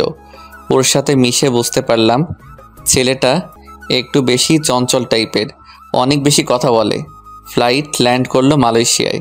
আমি মালয়েশিয়ার মাটিতে পা রাখতেই আমার বুকটা কেঁপে উঠল। বুঝতে পারলাম না কেন হলো এমনটা। মালয়েশিয়া নামটা শোনার পর থেকেই আমার কেমন যেন অদ্ভুত একটা ফিলিংস কাজ করছিল। আমরা যেই কোম্পানিতে কাজ করতে আসছি সেই কোম্পানিরই কয়েকজন লোক এসে আমাদের একটা হোটেলে নিয়ে গেল। আজকে রেস্ট নিয়ে কালকে থেকে অফিস। আমি হোটেলে এসে আমার রুমে ঢুকলাম। ফ্রেশ হয়ে বসে আছি। বসে বসে বোর হচ্ছি, তাই ভাবলাম শহরটা একটু ঘুরে দেখি। রুম থেকে বের হতেই জিসানের সামনে পড়লাম। জিসান আমাকে দেখে হেসে বলল, কি ভাই, কোথায় বের হচ্ছেন? আসলে রুমে বসে বসে বোর হচ্ছিলাম, তাই একটু ঘুরতে যাচ্ছি। আমিও সেম ভাই, চলেন আমিও যাব আপনার সাথে। তাহলে তো ভালোই হলো, আমাকেও একা একা ঘুরতে হবে না। চলেন। কোথায় যাওয়া যায় বলেন তো? আমি তো এখানকার জায়গা তেমন চিনি না। আমি চিনি ভাই, চলেন ভাই, আমরা এখানকার সব থেকে বড় শপিং মলে যাই। অনেক সুন্দর একটা শপিং মল। আমারও একটা জিনিস কিনতে হবে, জিনিসটাও কিনলাম আর ঘোরাঘুরিও করলাম। আচ্ছা চলুন। একটা ট্যাক্সি নিয়ে শপিং মলের সামনে এসে নামলাম। সত্যি শপিং মলটা অনেক বড় এবং সুন্দর। শপিং মলের ভিতরে ঢুকতে আমার শরীরে একটা কঠিন ঠান্ডা বাতাস লাগলো আর আমার বুকের ভিতর ধুকধুক করতে লাগলো। আমি সেখানটায় দাঁড়িয়ে হার্টবিটের ধুকধুকানি ফিল করতে লাগলাম। আমার এরকম হচ্ছে কেন? জিসান বলল, কি ভাই এখানে দাঁড়িয়ে আছেন কেন, আর কি ভাবছেন? আমি এই শপিং মলে ঢোকার সাথে সাথেই আমার শরীরে কী রকম জানি ঠান্ডা বাতাস লাগলো। আরে ভাই, এটা এসির বাতাস। না, এটা এসির বাতাস হতে পারে না। এসির বাতাস এত মোলায়েম আর কঠিন না, আর এই বাতাসটা একেবারে আমার বুকের ভিতর লেগেছে। আরে ভাই, কি সব আবল তাবল বলছেন? আমি জোরে একটা নিঃশ্বাস ফেলে বললাম, না কিছু না, চলেন। তারপর জিসানকে নিয়ে লিফটে করে শপিং মলটার 3 তলাতে উঠলাম। জিসান ঘুরে ঘুরে টি শার্ট দেখছে, হয়তো টি শার্ট কেনার জন্যই আসছে। আমি আর ওকে জিজ্ঞেস করলাম না। জিসান একটা টি শার্ট হাতে নিয়ে চেঞ্জ রুমে গেল। আমার একটা শার্ট অনেক ভালো লাগছে, সেই শার্টটাই নেড়েচেড়ে দেখছিলাম। হঠাৎ আমার চোখ আটকে গেল একটা মেয়ের উপর। মেয়েটা আমার ঠিক উল্টো দিকে মুখ করে লিফটের সামনে দাঁড়িয়ে আছে। মেয়েটাকে আমার এত চেনা চেনা লাগছে কেন? আমি মেয়েটার মুখ দেখতে না পারলেও আমার কেন জানি মনে হচ্ছে মেয়েটা আমার অনেক দিনের চেনা কেউ। আমার হার্টবিট অনেক স্পিডে দৌড়াচ্ছে। দৌড়ে আমি মেয়েটার কাছে যেতে লাগলাম। আমি দৌড়ে মেয়েটার কাছে যাওয়ার আগেই মেয়েটা লিফটে উঠে গেল। আমি লিফটের সামনে এসে দেখলাম লিফট লেগে গেছে। সেখানে দাঁড়িয়েই হাঁপাতে লাগলাম। হঠাৎ চোখ পড়ল পাশের সিঁড়ির উপর। আমি দৌড়ে সিঁড়ি দিয়ে নামতে লাগলাম। নিচতলায় আসতেই দেখলাম মেয়েটা শপিং মল থেকে বের হয়ে যাচ্ছে। আমিও দৌড়ে শপিং মল থেকে বের হতেই দেখলাম মেয়েটা একটা গাড়িতে উঠে গেছে। গাড়িতে কালো গ্লাস থাকাতে তখনও আমি মেয়েটাকে দেখতে পাই নাই। গাড়িটা অনেক স্পিডে চলে গেল। আমি সেখানে দাঁড়িয়ে রইলাম। পিছন থেকে জিসান ডাকতে ডাকতে আসলো, নিয়ান ভাই, নিয়ান ভাই। আমার পাশে এসে হাঁপাতে লাগলো। আবার বলল, কি ভাই, শপিং মল থেকে এভাবে দৌড়ে বের হচ্ছিলেন কেন? পিছন থেকে আমি এত ডাকলাম, আপনি শুনলেনই না। পরে বলবো, এখন হোটেলে চলুন। সত্যি আপনি অনেক অদ্ভুত ভাই। চলুন। পরের দিন সকালে রেডি হয়ে অফিস যাওয়ার জন্য হোটেলের বাইরে আসলাম। পিছন থেকে জিসান এসে বলল, কি ভাই, আমাকে ফেলেই চলে যাচ্ছেন? আমি ভাবলাম আপনি হয়তো নিচে আছেন, তাই আমি নিচে আসলাম। অফিসের বাস এসে আমাদের নিয়ে গেল। অফিসে আসলাম। অফিসে ঢোকা মাত্রই সেই দিন শপিং মলের মতো একটা ঠান্ডা বাতাস লাগলো। আমি অফিসের ভিতর ঢুকেই কেন জানি অস্থির অস্থির লাগছে। পিয়ন এসে বলল, সবাই এক এক করে ম্যাডামের সঙ্গে মিট করে আসুন। একজন একজন করে একটা রুমে যাচ্ছে আর 4-5 মিনিট পর পর বেরিয়ে আসছে। এইভাবে এক এক করে সবাই গেল। আমি এখনও বসে আছি। জিসান এসে বলল, ভাই যান যান, ভেতরে যান, আর গিয়ে পরি দেখে আসুন।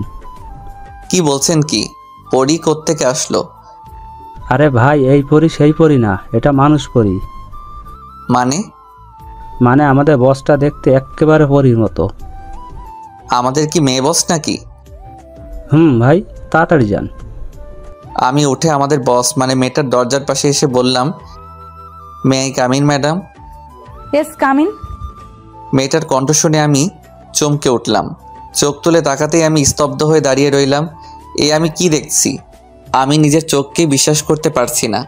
তখন আমার মুখ দিয়ে শুধু একটা শব্দ বেরিয়ে আসলো, দিয়া তুমি? আমি আমার নিজের শরীরে একটা চিমটি কেটে চোখ বন্ধ করে আবার তাকালাম।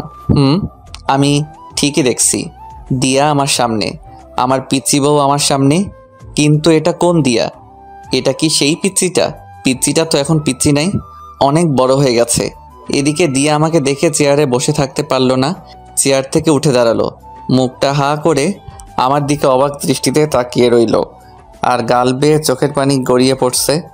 আমি যেই দিয়ার কাছে এগিয়ে গিয়ে কিছু বলতে যাব, তখনই আমার পিছন থেকে একটা বাচ্চা বলে উঠল, আম্মু।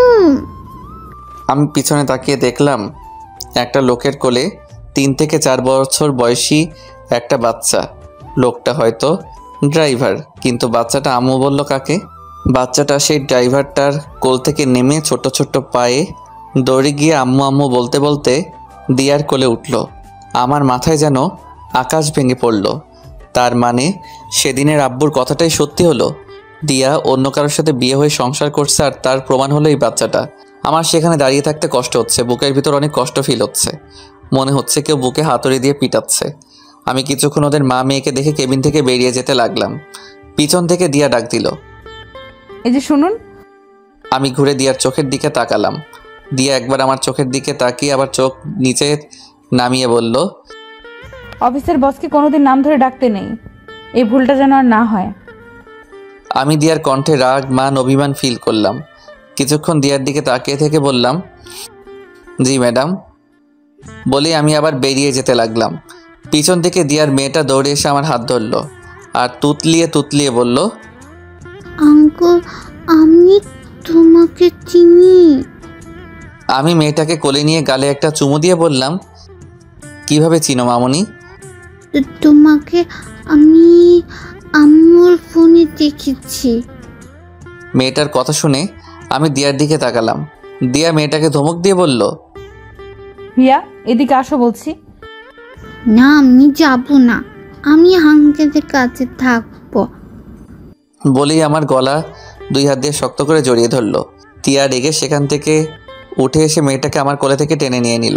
মেয়েটা কান্না শুরু করে দিল। তারপর অন্যদিকে মুখ করে দিয়া বলল, আপনি এখন আসতে পারেন আর গিয়ে আপনার কাজ শুরু করে দেন। আমি সেখান থেকে বেরিয়ে আসলাম। নিয়ান বেরিয়ে যাওয়ার সাথে সাথে দিয়া ক্যাবিনের দরজাটা লক করে এসে কান্না করতে লাগলো।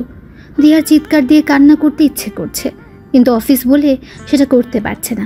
দিয়া হাত দিয়ে মুখ চেপে কান্না করতে লাগলো। কান্না করছে আর বলছে, আমি কি করে পারলাম আমার নিয়ানের সাথে এরকম ভাবে কথা বলতে?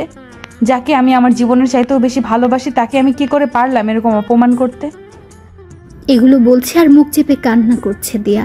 দিয়ার মেয়েটা তার মার কান্না দেখে বলল, তুমি কেঁদো না, আমি আর যাবো না ওই আঙ্কেলটার কাছে। দিয়া ওর মেয়েকে জড়িয়ে ধরে কান্না করতে লাগলো আর বলল, তুই ওর কাছে যাওয়াতে আমি কাঁদছি না, তুই ওর কাছে যাওয়াতে আমি আরো খুশি হয়েছি। বলে দিয়া মেয়েটার কপালে একটা চুমু খেলো। দিয়া এখন বুঝতে পারলো কালকে শপিং মলে তার মনে হয়েছিল যে নিয়ান তার আশেপাশে ছিল, তার মানে সত্যি নিয়ান শপিং মলে ছিল। দিয়া চোখের পানি মুছে জোরে একটা নিঃশ্বাস নিল। এখন দিয়ার ভেতরটা একটু হালকা লাগছে, কারণ আজ 5-5টা বছর পর নিয়ানকে সে দেখলো। আমি সামনে আগাচ্ছি আর ভাবছি এটাই আমার প্রাপ্য ছিল। আমি মেয়েটাকে একসময় কত কষ্ট দিয়েছি, এখন মেয়েটার চেয়ে দ্বিগুণ কষ্ট আমি পাচ্ছি। হ্যাঁ, এটাই আমার প্রাপ্য। আমাকে অনেকক্ষণ পর কেবিন থেকে বেরিয়ে আসতে দেখে জিসান এগিয়ে আসলো। এসে বলল, কি ভাই, এতক্ষণ ধরে আমাদের পরিবস আপনার কি পরীক্ষা নিচ্ছিলেন? সাবধান ভাই, অন্য কোনো ধান্দায় পড়লেন না। আমাদের পরিবসটা কিন্তু ম্যারিড, আর আমাদের ম্যাডামের হাজব্যান্ড হচ্ছে এই সারা কোম্পানির মালিক। ও আচ্ছা। আপনার মুখটা এমন লাগছে কেন ভাই? আপনার কি কিছু হয়েছে? না ভাবি, কিছু হয় নাই। আব্বু আম্মুর কথা একটু মনে পড়ছে, তাই একটু মন খারাপ। আচ্ছা চলুন ভাই, এখন কাজে লেগে পড়ি। আমি আমার ডেস্কে গিয়ে বসলাম। আমার ডান সাইডে একটা মালয়েশিয়ান ছেলে আর বাঁ সাইডে একটা মেয়ে। দেখে মনে হচ্ছে বাংলাদেশি। এই অফিসের প্রায় লোকই বাংলাদেশি। মেয়েটা আমাকে তার পাশে বসতে দেখে বলল, হাই, আমি রাইসা রহমান। বলেই আমার দিকে তার একটা হাত বাড়িয়ে দিল। আমি হাত বাড়িয়ে হ্যান্ডশেক করতে করতে বললাম, আপনি কি বাংলাদেশি? জি, একটা কথা বলবো। হ্যাঁ বলুন। আপনি দেখতে অনেক হ্যান্ডসাম আর কিউট। আমি কিছু বললাম না, কষ্ট করে শুধু একটা হাসি দিলাম। আমি কম্পিউটার অন করার সাথে সাথেই দিয়ার মেয়েটা এসে হাজির। আঙ্কেল আঙ্কেল বলে আমার কোলে উঠে এসে বসলো। আমি বললাম, তুমি আবার আমার কাছে আসছো কেন? তোমার আম্মু বকবে তো? না বকবে না, আমি আম্মুকে বলে এসেছি। আচ্ছা, তোমার নাম কি মামনি? হিয়া। দিয়ার ওর মেয়ের নামটা নিজের নামের সাথে মিল রেখেই রাখছে। আমি 2 হাত দিয়ে ওর গাল টিপে বললাম, খুব সুন্দর নাম, আর তুমিও অনেক কিউট মামনি। আঙ্কেল, আমি তোমাকে এটা কই? বলেই ওর ছোট্ট ছোট্ট হাত দিয়ে আমার গাল টিপে ধরে হাসতে লাগলো। হিয়ার হাসি দেখে আমি ওর দিকে তাকিয়ে রইলাম। হিয়া সেম দিয়ার মতোই হাসে। তারপর হিয়া আমার দাঁড়িয়ে হাত দিয়ে বলল, আঙ্কেল, এগুলোর নাম কি? এগুলোর নাম দাড়ি। হিয়া নিজের গালে হাত নিয়ে মুখ গোমড়া করে বলল, আমার নাই কেন? হিয়ার কথা শুনে আমার হাসি চলে আসলো। আমি ওর কথা শুনে হাসতে হাসতে বললাম, তোমার কোনোদিনও উঠবে না মামনি, কারণ তুমি মেয়ে। আচ্ছা মামনি, তোমার আব্বু এখন কই? আব্বুকে? সে কি, তুমি তোমার আব্বুকে চিনো না? হে, ওর আব্বুকে পাপা বলে ডাকে? হঠাৎ কারো কথায় পিছন ফিরে তাকিয়ে দেখলাম দিয়া। দিয়াকে দেখে আমি বসা থেকে উঠে দাঁড়ালাম।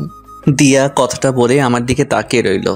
আমি ওর থেকে চোখ নামিয়ে বললাম, সরি ম্যাডাম, আসলে আপনার মেয়ে আমার কাছে। আমাকে বলতে না দিয়ে দিয়া বলল, ইটস ওকে। তারপর দিয়া হিয়াকে আমার পাশ থেকে তুলে নিয়ে যেতে যেতে বলল, চলো হিয়া, কিছু খাবে? বাড়ি থেকে না খেয়ে চলে এসেছো। আমার দিকে একবার তাকিয়ে চলে যেতে লাগলো। পাশ থেকে রাইসা এতক্ষণ আমাদের দেখছিল। আমাকে বলল, আমাদের ম্যাডাম কি আপনার পরিচিত কেউ? আমি মেয়েটার প্রশ্ন শুনে চুপ করে রইলাম। আমি মেয়েটাকে কি বলবো কিছু বুঝে উঠতে পারতেছি না। জি। রাইসা আমাকে আর কিছু প্রশ্ন করার আগেই আমি বললাম, এক্সকিউজ মি, আমি একটু আসছি। বলেই আমি অফিসের ওয়াশরুমের দিকে যেতে লাগলাম। অফিস শেষে আমি আর জিসান দাঁড়িয়ে আছি অফিসের বাইরে। অফিস বাসের জন্য অপেক্ষা করছিলাম। জিসান আমাকে বলল, ভাই আপনি এখানে দাঁড়ান, আমি গিয়ে দেখে আসছি বাসটা এখন আসছে না কেন। এই বলে জিসান চলে গেল। আমি একা একা আনমনে দাঁড়িয়ে আছি। পেছন থেকে দিয়া হিয়াকে কোলে নিয়ে বের হলো। হিয়া আমাকে দেখে দিয়ার কোল থেকে নেমে দৌড়ে আমার কাছে আসলো। আমার সামনে এসে একটা হাসি দিয়ে বলল, আঙ্কেল মাথা নিচু করো। আমি মাথা নিচু করতেই হিয়া আমার গালে একটা চুমু খেলো। তারপর হিয়া দিয়ার কাছে গিয়ে ওর হাত ধরে টানতে লাগলো। কি হলো হিয়া, আমাকে টানছো কেন? আসো না আম্মু। হিয়া দিয়াকে টানতে টানতে আমার সামনে নিয়ে এলো। দিয়া আমার দিকে একবার তাকিয়ে চোখ নিচে নামিয়ে নিল। হিয়া বলল, আম্মু আঙ্কেলকে চুমু দাও। আমরা দুজনই দুজনের দিকে চোখ বড় বড় করে তাকালাম। দিয়া লজ্জায় লাল হয়ে গেল। তারপর হিয়াকে ধমক দিয়ে বলল, এসব কি হচ্ছে? প্লিজ ম্যাডাম, ওকে বকবেন না, আমি ওকে বুঝিয়ে বলছি। আমি হাঁটু গেড়ে বসে হিয়ার গালে হাত দিয়ে বললাম, হিয়া মামুনি শোনো, তোমার আম্মু তোমার আব্বুকে মানে তোমার পাপাকে ছাড়া অন্য কোনো ছেলেকে চুমু খেতে পারবে না।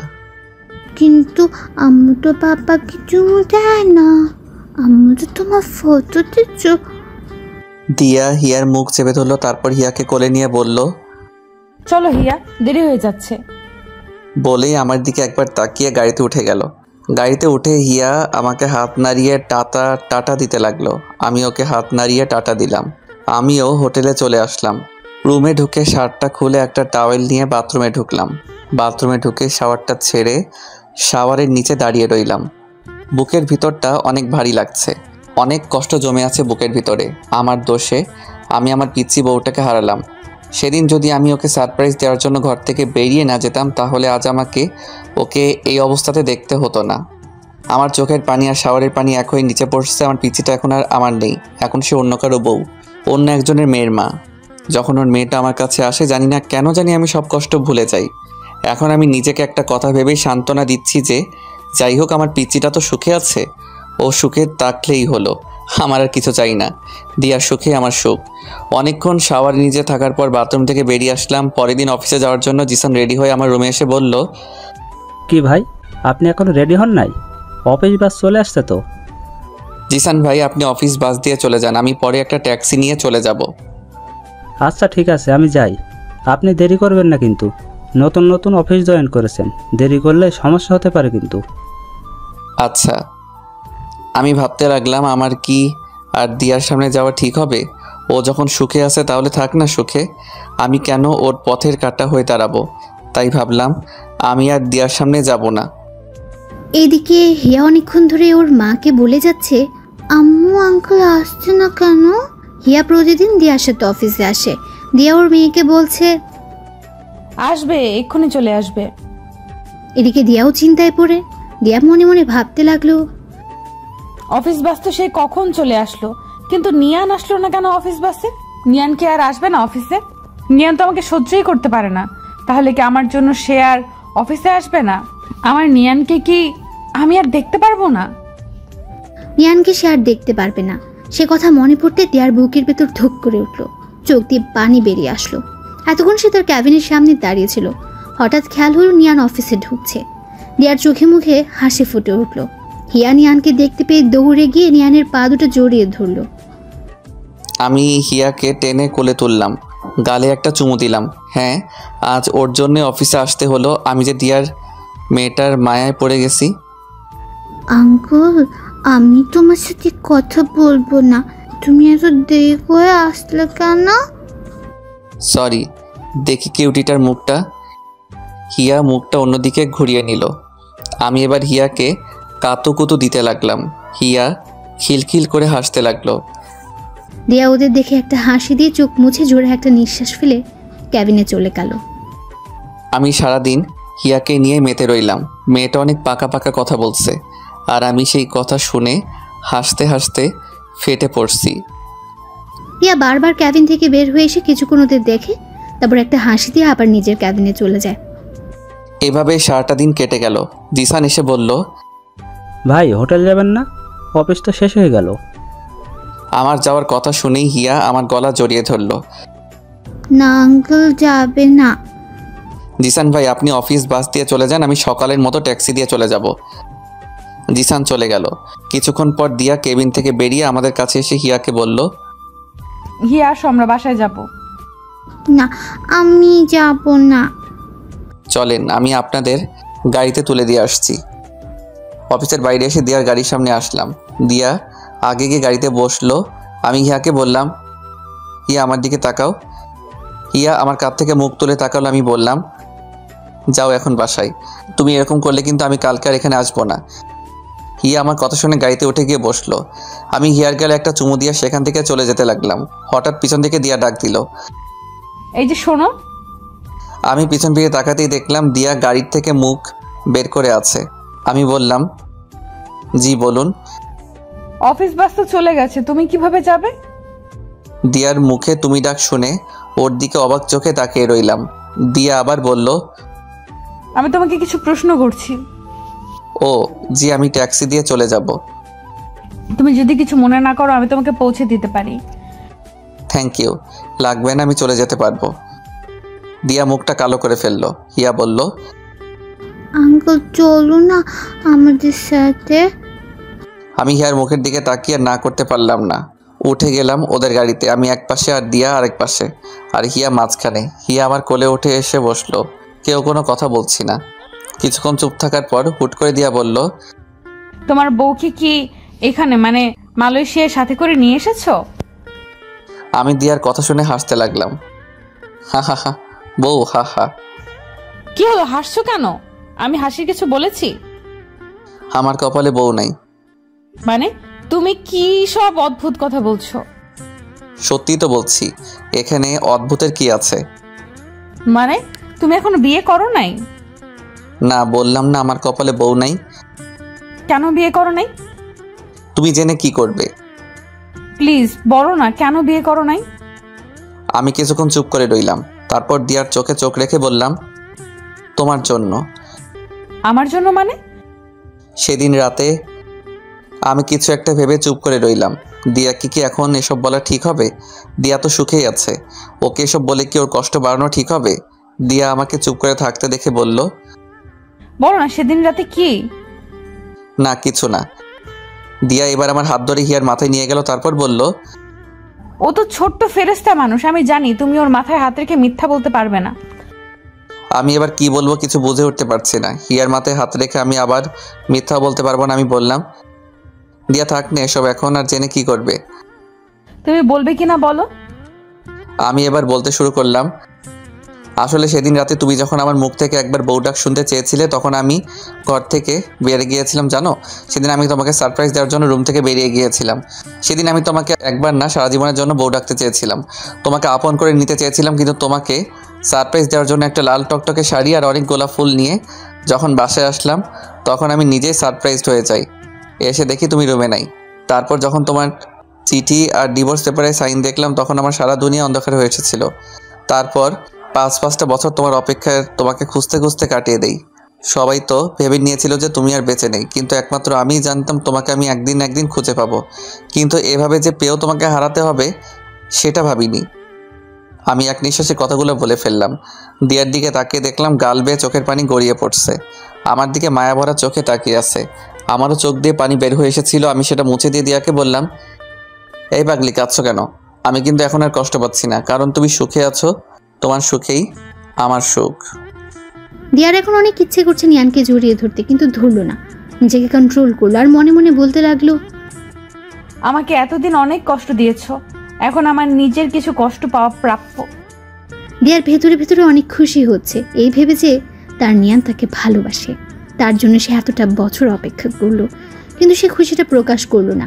চোখের পানি মুছে চুপ করে বসে রইল আর বারবার নিয়ানের দিকে আর চোখে তাকাতে লাগলো। আজ নিয়ানকে কেন জানি দিয়ার কাছে অন্যরকম লাগছে। হিয়া আমার কোলেই ঘুমিয়ে পড়ল। আমার বুকে মাথা রেখে 2 হাত দিয়ে গলা জড়িয়ে ধরে ঘুমিয়ে আছে। আমি ওকে 2 হাত দিয়ে আঁকড়ে ধরে আছি। আমার হোটেলের কাছে চলে আসলাম। আমি হিয়াকে দিয়ার কোলে দিলাম। গাড়ি থেকে নেমে এসে আবার গাড়ির ভিতরে মুখ ঢুকিয়ে হিয়ার গালে চুমু দিবার জন্য মাথা এগিয়ে নিলাম। হিয়া দিয়ার কাঁধে মাথা রেখে ঘুমিয়েছিল। আমি যখন হিয়াকে চুমু খাওয়ার জন্য ঠোঁট এগিয়ে নিলাম, দিয়া ভাবলো আমি ওকে চুমু খাবো, তাই তার গাল এগিয়ে আনছিল। কিন্তু আমি হিয়ার গালে চুমু খাওয়াতে দিয়া লজ্জা পেয়ে আবার গাল পিছিয়ে নিল। আমি গাড়ি থেকে মাথা বের করে পিছন ফিরে চলে আসছিলাম। পিছন থেকে দিয়া ডাক দিল, এই যে শোনো। জি বলেন। কালকে অফিসে একটু তাড়াতাড়ি চলে যেও। জি আচ্ছা। এই বলে আমি হোটেলের ভিতর ঢুকে গেলাম। আমি ভিতরে ঢোকা পর্যন্ত দিয়া সেখানেই গাড়ি নিয়ে দাঁড়িয়ে রইল। আমি রুমে ঢুকে সব কিছু গুছিয়ে নিলাম। দিয়াকে আমার মনের কথা বলতে পেরে এখন শান্তি গছে। পরের দিন সকালে রেডি হচ্ছিলাম, হঠাৎ আমার মোবাইলটা বেজে উঠল। আম্মু ফোন দিয়েছেন। আমি ফোন রিসিভ করার পর আম্মু বললেন, কেমন আছিস রে বাবা? ভালো আম্মু, আমি আসছি, এসেই তোমার সাথে কথা বলবো, এখন রাখি। কোথায় আসছিস? আম্মু আমি দেশে ফিরছি। আম্মুকে কিছু বলতে না দিয়ে আমি ফোনটা কেটে দিলাম। হ্যাঁ, আমি আজ ফিরে যাচ্ছি দেশে। সেদিন যখন ভাবছিলাম দিয়ার সামনে আর যাব না, সেদিনই আমি দেশে ফেরার জন্য টিকিট বুক করি। তাই সেদিন অফিসে যেতেও দেরি হয়েছিল। আজ এখানকার সময় দুপুর 12টায় আমার ফ্লাইট। আম্মুকে দিয়ার কথা বললাম না। দিয়া যখন সবার থেকে দূরে চলে এসে ভালো থাকতে চাইছে, তাহলে থাকুক দিয়া ওর মতো করে। আমি ওর সুখে পানি ঢালতে চাই না। আমি আজ শেষবারের মতো দিয়াকে আর ওর মেয়ে হিয়াকে দেখতে যাচ্ছি। ওর মেয়েটার মায়ায় পড়ে গেছি আমি। জিসানকে আমি আরও আগে বলে দিয়েছি অফিসে বাসে করে চলে যেতে। তারপর সব কিছু নিয়ে একটা ট্যাক্সিতে উঠলাম। অফিস থেকেই একেবারে এয়ারপোর্টে চলে যাব। আমার ট্যাক্সি আর দিয়ার কার একসাথেই এসে থামলো অফিসের সামনে। আমি ট্যাক্সি থেকে নেমে দাঁড়াতেই দেখলাম দিয়া আর হিয়া নামছে গাড়ি থেকে। আজ দিয়া একটা কালো শাড়ি পরে এসেছে। আজ অনেক সুন্দর লাগছে দিয়াকে। এত সুন্দর কেন এই মেয়েটা? আমি নিজের মাথায় নিজেই থাপ্পড় দিলাম। আমি এসব কি ভাবছি? দিয়া এখন অন্য কারো বউ। গাড়ি থেকে নেমেই হিয়া আমাকে দেখতে পেয়ে দৌড়ে এসে আমার কোলে উঠল। আমি হিয়ার গালে একটা চুমু খেলাম। মেয়েটা যে কেন আমাকে এত মায়ায় ফেলছে, আজকের পর হয়তো আমাকে না দেখতে পেয়ে অনেক মিস করবে, আর আমিও অনেক অনেক মিস করব। দিয়া আমার দিকে তাকিয়ে একটা হাসি দিল। আমি হিয়াকে কোলে নিয়ে অফিসে ঢুকে গেলাম। আমার পিছন পিছন দিয়াও ঢুকলো। আমি হিয়াকে আমার টেবিলে নিয়ে গিয়ে বসালাম। দিয়া আমাদের দিকে একবার তাকিয়ে ওর কেবিনে ঢুকে গেল। দিয়াকে দেখে মনে হচ্ছে আজ সে অনেক হ্যাপি। ভালোই হলো আজ। দিয়াকে হাসি মুখে দেখেই সারা জীবনের জন্য ওর জীবন থেকে বিদায় নিতে পারবো। হিয়াকে টেবিলে বসিয়ে আমি হাঁটু গেড়ে নিচে বসলাম। আমি ওর গালে হাত দিলাম। কিছুক্ষণ তাকিয়ে রইলাম। এই মেয়েটাকে আমার এত এত মায়া লাগে কেন? আমি নিজেকে ধরে রাখতে পারলাম না। চোখ দিয়ে সাগরের বাঁধ ভাঙার মতো করে অশ্রু গড়িয়ে পড়ল। আমার বুকটা ফেটে যাচ্ছে, চিৎকার করে কাঁদতে ইচ্ছে করছে। হিয়া আমার গালে হাত দিয়ে বলল, আঙ্কেল তুমি কান্না করছো কেন? আমি হিয়ার কথায় কোনো উত্তর দিলাম না। ওর গালে একটা চুমু দিয়ে ওকে জড়িয়ে ধরলাম। তারপর বললাম, হিয়া তুমি তোমার আম্মুর কাছে যাও, আমি তোমার জন্য বাইরে থেকে অনেকগুলো চকলেট নিয়ে আসছি। আজ এই মায়াবতীকেও মিথ্যা বলতে হলো। এই বলে আমি হিয়াকে ওর আম্মুর কেবিনের সামনে দিয়ে আসলাম। কেবিনের বাইরের গ্লাস দিয়ে আমি আমার মায়াবতীটাকে শেষ একবার দেখলাম। মাথা নিচু করে অফিসের পেপারে কী যেন লিখছে। আমি আর সেখানে দাঁড়ালাম না, চলে যেতে লাগলাম। আমি যে অফিস গেট দিয়ে বেরোতে যাব, তখনই ছোট্ট 2টা হাত আমার পা জড়িয়ে ধরলো। হিয়া, হ্যাঁ হিয়াই পেছন থেকে আমার পা জড়িয়ে ধরলো। আমি আবার হাঁটু গেড়ে ওর সামনে বসলাম। কি হলো হিয়া মামনি? আঙ্কেল তুমি ফিরে আসবে তো? ইয়া আল্লাহ, তুমি এই পিচ্চিটাকে কেন এত মায়া দিয়ে করলে? আমার যে পিচ্চিটাকে ছেড়ে যেতে ইচ্ছে করছে না। মেয়েটাকে আমি আবার জড়িয়ে ধরলাম। আমার এখন হাউমাউ করে কান্না করতে মন চাইছে। এই মেয়েটার প্রতি আমার কিসের এত টান? কি আছে এই মেয়ের মধ্যে? আমাকে আবার মেয়েটাকে মিথ্যে বলতে হলো। আমি আসছি মামনি, এক্ষুনি আসছি। তোমার জন্য অনেকগুলো চকলেট নিয়ে আসছি। তাহলে তুমি কান্না করছো কেন? তোমাকে চকলেট আনতে হবে না, আমার চকলেট লাগবে না, তুমি যেও না। বলে আবার আমার গলা জড়িয়ে ধরলো। আমার চোখ দিয়ে অনর্গল বৃষ্টি ঝরেই যাচ্ছে, কিন্তু কোনো আওয়াজ করতে পারছি না। পৃথিবীর সবচেয়ে কষ্টের কান্নাই হলো নীরব কান্না। এই কান্নায় বুক ফাটে ঠিকই, কিন্তু মুখ ফাটে না। এখন সেই পরিস্থিতিতেই আমি আছি। আমি হিয়াকে আমার থেকে ছাড়িয়ে আরও একটা মিথ্যা বললাম। এই যে মামনি, ওই যে দেখা যাচ্ছে দোকান, সেখান থেকেই আমি আসছি। তুমি তোমার আম্মুর কাছে যাও। হিয়া মুখটা কালো করে চলে গেল। আমি ট্যাক্সিকে বলেছিলাম আমি আসার আগ পর্যন্ত দাঁড়িয়ে থাকতে। ট্যাক্সিটা এখনও দাঁড়িয়ে আছে। আমি ট্যাক্সি তুলতে যাব, তখনই জিসান আমাকে ডাক দিল। এই যে নিয়ান ভাই, কোথায় যাচ্ছেন ভাই? আপনি অনেক ভালো জিসান ভাই, এই কদিনে আমাকে অনেক আপন করে নিয়েছেন। আমি দেশে ফিরে যাচ্ছি ভাই। মানে এই তো কদিন হলো এখানে আসছেন। আমি আর এদেশে থাকতে চাই না ভাই। আসি ভাই, ভালো থাকবেন। এই বলে আমি ট্যাক্সিতে উঠে গেলাম। এদিকে হিয়া নিয়ান চলে যাওয়ার পর ওর আম্মুর ক্যাবিনে যায়। নিয়ান যেখানে বসে কাজ করতো সেখানেই বসে। আধা ঘন্টা হয়ে গেল, নিয়ান এখন আসছে না। এদিকে দিয়া ভাবলো একবার ওদের দেখে আসে। দিয়া ক্যাবিন থেকে বের হয়ে এসে দেখে হিয়া একা একা গালে হাত দিয়ে বসে আছে। দিয়া এগিয়ে গিয়ে বলল, তোমার আঙ্কেল কই গেছে হিয়া? আমার জন্য চকলেট আনতে গেছে, কিন্তু জানো আম্মু, আঙ্কেল সে কখন গেছে, এখনো আসছে না। আর জানো আম্মু, আঙ্কেল বাড়িতে যাওয়ার সময় অনেক কান্না করছে। দিয়ার বুক ধুক করে উঠলো।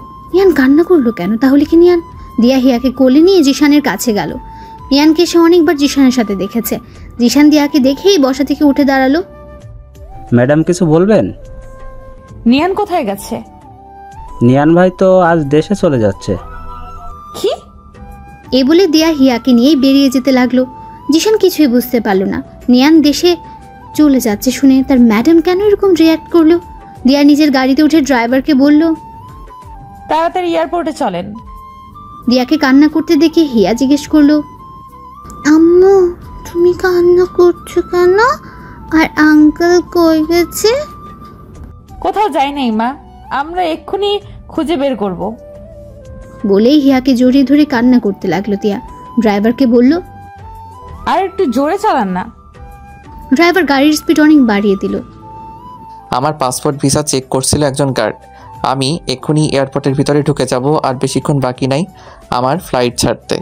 গার্ড আমার সব কিছু চেক করে বলল আমার সব কিছু ঠিক আছে, আমি এখন ভিতরে যেতে পারি। আমি যেই ভিতরে যাওয়ার জন্য পা বাড়ালাম, হঠাৎ পিছন থেকে কে যেন আমাকে জড়িয়ে ধরলো। আমি পিছনে ফিরে তাকাতেই দেখলাম দিয়া। দিয়া, তুমি এখানে একাই চলে যাচ্ছ? তোমার বউকে আর তোমার মেয়েকে নিয়ে যাবে না একসাথে করে? আমার মেয়ে মানে? হিয়া তোমার মেয়ে। সেদিন তুমি যখন আমাকে পিলটা দিয়েছিলে সেদিন আমি খাইনি, ফেলে দিয়েছিলাম। দিয়ার কথা শুনে খুশিতে আমার কান্না চলে আসলো। আমি দিয়ার দুই গালে হাত দিয়ে চোখের পানি ফেলতে ফেলতে বললাম, হিয়া আমার মেয়ে, আমার মেয়ে। এই বলে আমি দিয়াকে জড়িয়ে ধরলাম। দিয়াও কান্না করছে। তারপর আমার থেকে নিজেকে ছাড়িয়ে বলল, এই ছাড়ো ছাড়ো, কি করছো? সবাই দেখছে। আমার বউকে আমি জড়িয়ে ধরেছি, তাতে কার কি? তাই বলে মানুষ কি ফ্রিতে সিনেমা দেখাবে? বলে বাবালে, আমার পিচ্চিটা দেখে অনেক পাকনা হয়ে গেছে। এই ছাড়ো, আমি কি এখন আর পিচ্ছি রয়ে গেছি নাকি? আমি তো এখন অনেক বড় হয়ে গেছি। তুমি যতই বড় হও না কেন, আমার কাছে সে আগের পিচ্চি হয়ে থাকবে, আমার পিচ্চি বউ। এখন আসছে প্রেম দেখাতে। তখন তো আমাকে কত কষ্ট দিয়েছিলে। হ্যাঁ দিয়েছিলাম, তাই তো তোমার চেয়ে দ্বিগুণ কষ্ট আমি এই 5টা বছরে পেলাম। আর আমি কি কম কষ্ট পাইছি এই 5 বছরে? জানো, প্রত্যেক দিন তোমার কথা মনে পড়তো, তোমাকে অনেক মিস করতাম। তাই প্রত্যেক দিন তোমাকে ফোন দিতাম, শুধুমাত্র তোমার মুখ থেকে একটা শব্দ শোনার জন্য। শব্দ না শুনতে পারলেও তোমার নিঃশ্বাসের আওয়াজ শুনলেই আমার মন শান্ত হতো। কি ওই অপরিচিত নাম্বারটা তুমি ছিলে? আমার মেয়েটা কই গো? গাড়িতে আছে, চলো। গাড়ির ভিতরে ঢুকতেই হিয়া আমাকে দেখে আঙ্কেল আঙ্কেল বলে জড়িয়ে ধরলো। আমি বললাম, আঙ্কেল না মামনি আব্বু বলো। আব্বু কেন? এখন থেকে আব্বুই বলবে। আমি হিয়াকে আমার কোলে নিয়ে ওর চোখে মুখে অনেকগুলো চুমু দিলাম। দিয়া আমাদের বাবা মেয়ের মিলন দেখে হাসতে লাগলো। আমি হিয়াকে বললাম, চলো আম্মু, আমরা এখন বাংলাদেশে যাব। বলে আমি হিয়াকে কোলে নিয়ে গাড়ি থেকে নেমে দিয়ার হাত ধরে টানতে লাগলাম। দিয়া বলল, এই কোথায় যাচ্ছ? কেন, দেশে যাবা না? পাসপোর্ট টিকিট ছাড়া কিভাবে যাব আমরা? ও আমি তো ভুলে গেছিলাম। তো এখন আমরা কই যাব? আমি যে বাড়িতে আমার জীবনের 5টা বছর কাটিয়েছি সেই বাড়িতে। ওদের থেকেও তো বিদায় নিতে হবে। ওদের কাছে যে আমি ঋণী, ওরা আমাকে যে নতুন জীবন দিয়েছিল। তারপর আমরা আরিয়ান চৌধুরীর বাড়িতে চলে আসি। আরিয়ান চৌধুরী ও তার মা আমাকে দেখে আমার দিকে অবাক চোখে তাকিয়ে আছেন। আরিয়ান চৌধুরী আমাকে প্রশ্ন করলো, আপনি এখানে? হয়তো আমাকে আগে ফুটেতে দেখেছে, তাই প্রথম দেখাতেই চিনে ফেললো। তারপর দিয়া ওদের সব কিছু বুঝিয়ে বলল। আরিয়ান চৌধুরী দিয়ার কথা শুনে মুখটা মলিন করে কিছুক্ষণ দাঁড়িয়ে রইল। তারপর আমাদের বলল, আচ্ছা, তাহলে আজ না হয় তোমরা এখানে থাকো। এর ভিতরে আমি দিয়া আর হিয়ার পাসপোর্ট টিকিটের ব্যবস্থা করে ফেলছি। এই বলেই আরিয়ান চৌধুরী আর সেখানে দাঁড়ালো না, চলে গেল বাইরে। আরিয়ানের আম্মুর মুখের দিকে তাকিয়ে দেখলাম ওনার চোখে পানি। হয়তো দিয়া আর হিয়ার চলে যাওয়ার কথা শুনে অনেক কষ্ট পেয়েছেন। উনি অনেক কষ্ট করে বললেন, দিয়া, তোর স্বামীকে নিয়ে রুমে গিয়ে ফ্রেশ হয়ে আয় মা, আমি তোদের জন্য খাবার রেডি করছি। চলো রুমে চলো। দিয়া আমাকে একটা রুমে নিয়ে আসলো। জিনিসপত্র দেখে মনে হচ্ছে এটা দিয়ারই রুম ছিল এতদিন। দিয়া নিজের আলমারি থেকে একটা টাওয়েল বের করে আমার হাতে দিল, বলল, যাও ওইদিকে ওয়াশরুম, গোসল করে ফ্রেশ হয়ে আসো। আচ্ছা, দিয়া একটা কথা বলি। এভাবে জিজ্ঞেস করছো যেন অন্য কারো বউয়ের সাথে কথা বলছো। তোমার যা মন চায় তাই করো, জিজ্ঞেস করার কি আছে? আরিয়ান চৌধুরীর আম্মুকে দেখলাম তুমি চলে যাচ্ছ, সেই কথা শুনে চোখ দিয়ে পানি বের হয়ে আসছে। ওনাদের মতো কোনো মানুষ হয় না। যখন আমি তোমাকে ছেড়ে চলে আসি, তারপর আমি অনেক ভেঙে পড়ি। প্রত্যেকটা দিন তোমার জন্য কান্না করতাম, ঠিকমতো খাওয়া দাওয়া করতাম না। তারপর উনি আমাকে নতুন করে বাঁচতে শিখিয়েছিলেন। আমাকে প্রত্যেকটা দিন নিজের হাতে খাইয়ে দিতেন। আমাকে যেভাবে উনি আদর করতেন সেভাবে হয়তো উনি নিজের মেয়েকেও আদর করেন নাই। আমি আমার এক মাকে ফেলে আসলে কি হবে, এখানে এসে আরেক মা পেলাম। বলেই দিয়া কান্না করতে লাগলো। আমি দিয়ার মাথা আমার বুকে ঠেকিয়ে সান্ত্বনা দিতে লাগলাম। হঠাৎ হিয়া রুমে এসে আমাদের দেখে বলল, তোমরা কি করছো? তোমার আম্মুকে আদর করছিলাম মামুনি। না, তুমি আম্মুকে আদর করবে না। কেন? তুমি শুধু আমাকে আদর করবে, আর কাউকে না। দেখেছো তোমার মেয়ে কি হিংসুক? এখন থেকে আমাকে তোমার থেকে কত দূরে ঠেলে দিচ্ছে। আমি দিয়ার কথা শুনে হাসতে লাগলাম। এভাবে দিয়া আর হিয়ার সাথে খুনসুটিতে কেটে গেল সারাটা দিন। রাতে খাবার খেয়ে রুমে আসলাম ঘুমাতে। এখানে দিয়ার আজকে লাস্ট রাত, কালকে আমরা চলে যাব দেশে। হিয়া অনেক আগে ঘুমিয়ে গেছে। এই তুমি আমার দিকে এইভাবে আগাচ্ছ কেন? আমার পিচ্চি বউটাকে একটু আদর করব। এই না সরো, আমি কিন্তু চিল্লাবো। চিল্লাও, কেউ আসবে না। তুমি চিল্লালে আজ কেউ আসবে না, উল্টা ওরা আরো অন্য কিছু ভাববে। প্লিজ সরে যাও। আমি তোমার সাথে সবকিছু নতুন করে শুরু করতে চাই। আমরা আবার নতুন করে বিয়ে করব, আবার নতুন করে বাসর করব। প্লিজ আজ না, প্লিজ আজ একটু শান্তিতে ঘুমিয়ে পড়ো। শিয়ালের সামনে মোরগ রেখে বলছে শান্তিতে ঘুমাতে। বলে আমি অন্যদিকে মুখ করে বসে রইলাম। আমার কথা শুনে দিয়া হাসতে লাগলো। তুমি এত দুষ্টু কেন? বলে দিয়া আমার কাঁধে হাত রেখে পেছন থেকে আমাকে 2 হাত দিয়ে জড়িয়ে ধরলো। আচ্ছা, একটা কাজ করতে পারো। কি? আমাকে একটা কিস করতে পারো, কিন্তু কিস করার পর অন্য কিছু করার ধান্দা কইরো না কিন্তু। লাগবে না আমার কিস। তোমার না লাগলেও আমার লাগবে। বলে আমাকে ধাক্কা দিয়ে বিছানাতে ফেলে আমার উপরে উঠে এসে আমার ঠোঁটে ঠোঁট মিশিয়ে দিল। অনেকক্ষণ পর আমার ঠোঁট ছাড়লো। আমি অনেক জোরে জোরে শ্বাস নিতে লাগলাম। দিয়াও আমার মতো হাঁপাতে লাগলো। আমি বললাম, ও মাই গড, আর একটু হলে তো আমি মরেই যেতাম। রাক্ষসী একটা। আমার ঠোঁট কি খাওয়ার জিনিস নাকি যেভাবে চুমু খেতে হবে? ইস, আবার ঠোঁটে কামড়ও দিছে, রাক্ষসী একটা। কি বললে? আমি রাক্ষসী? আর দেখি কোথায় লেগেছে। বলেই আমার ঠোঁটে হাত দিল, বলল, কই কিছু হয় নাই তো। হয় নাই মানে? এই যে রক্ত বের হচ্ছে, দেখতে পারছো না? দিয়া এবার আরো জোরে জোরে হাসছে। এই পিচ্চি শয়তাননি, আমার রক্ত বের হচ্ছে আর তুমি হাসছো? আরে পাগল, এগুলো রক্ত না, আমার লিপস্টিক। কি? তুমি আমাকে লিপস্টিক খাওয়াইছো? এখন যদি আমার পেট খারাপ করে? কিচ্ছু হবে না, এখন থেকে লিপস্টিক খেয়ে অভ্যাস করো। ভবিষ্যতে তো আরো অনেক খেতে হবে। এবার ঘুমাও। দাঁড়াও, আম্মুকে একটা ফোন দিয়ে নেই। আর তুমি একটা কথা বইলো না, চুপ করে থাকো। আমি ওদের সারপ্রাইজ দিতে চাই। ফোন দেওয়ার সাথে সাথেই আম্মু রিসিভ করলেন। কি রে, তুই কখন আসবি? আমি সেই কখন থেকে তোর অপেক্ষা করে বসে আছি। আম্মু, আমি আজ আসবো না, কাল আসছি। কি হয়েছে রে, আজ আসবি না কেন? আম্মু, কাল এসে সব বলছি। আর শোনো, চাচা চাচিকে ফোন দিয়ে কালকে আমাদের বাসায় আসতে বলো। আচ্ছা। এখন রাখছি। আমার কথা বললে না কেন? কালকে ওদের সবাইকে সারপ্রাইজ দিব।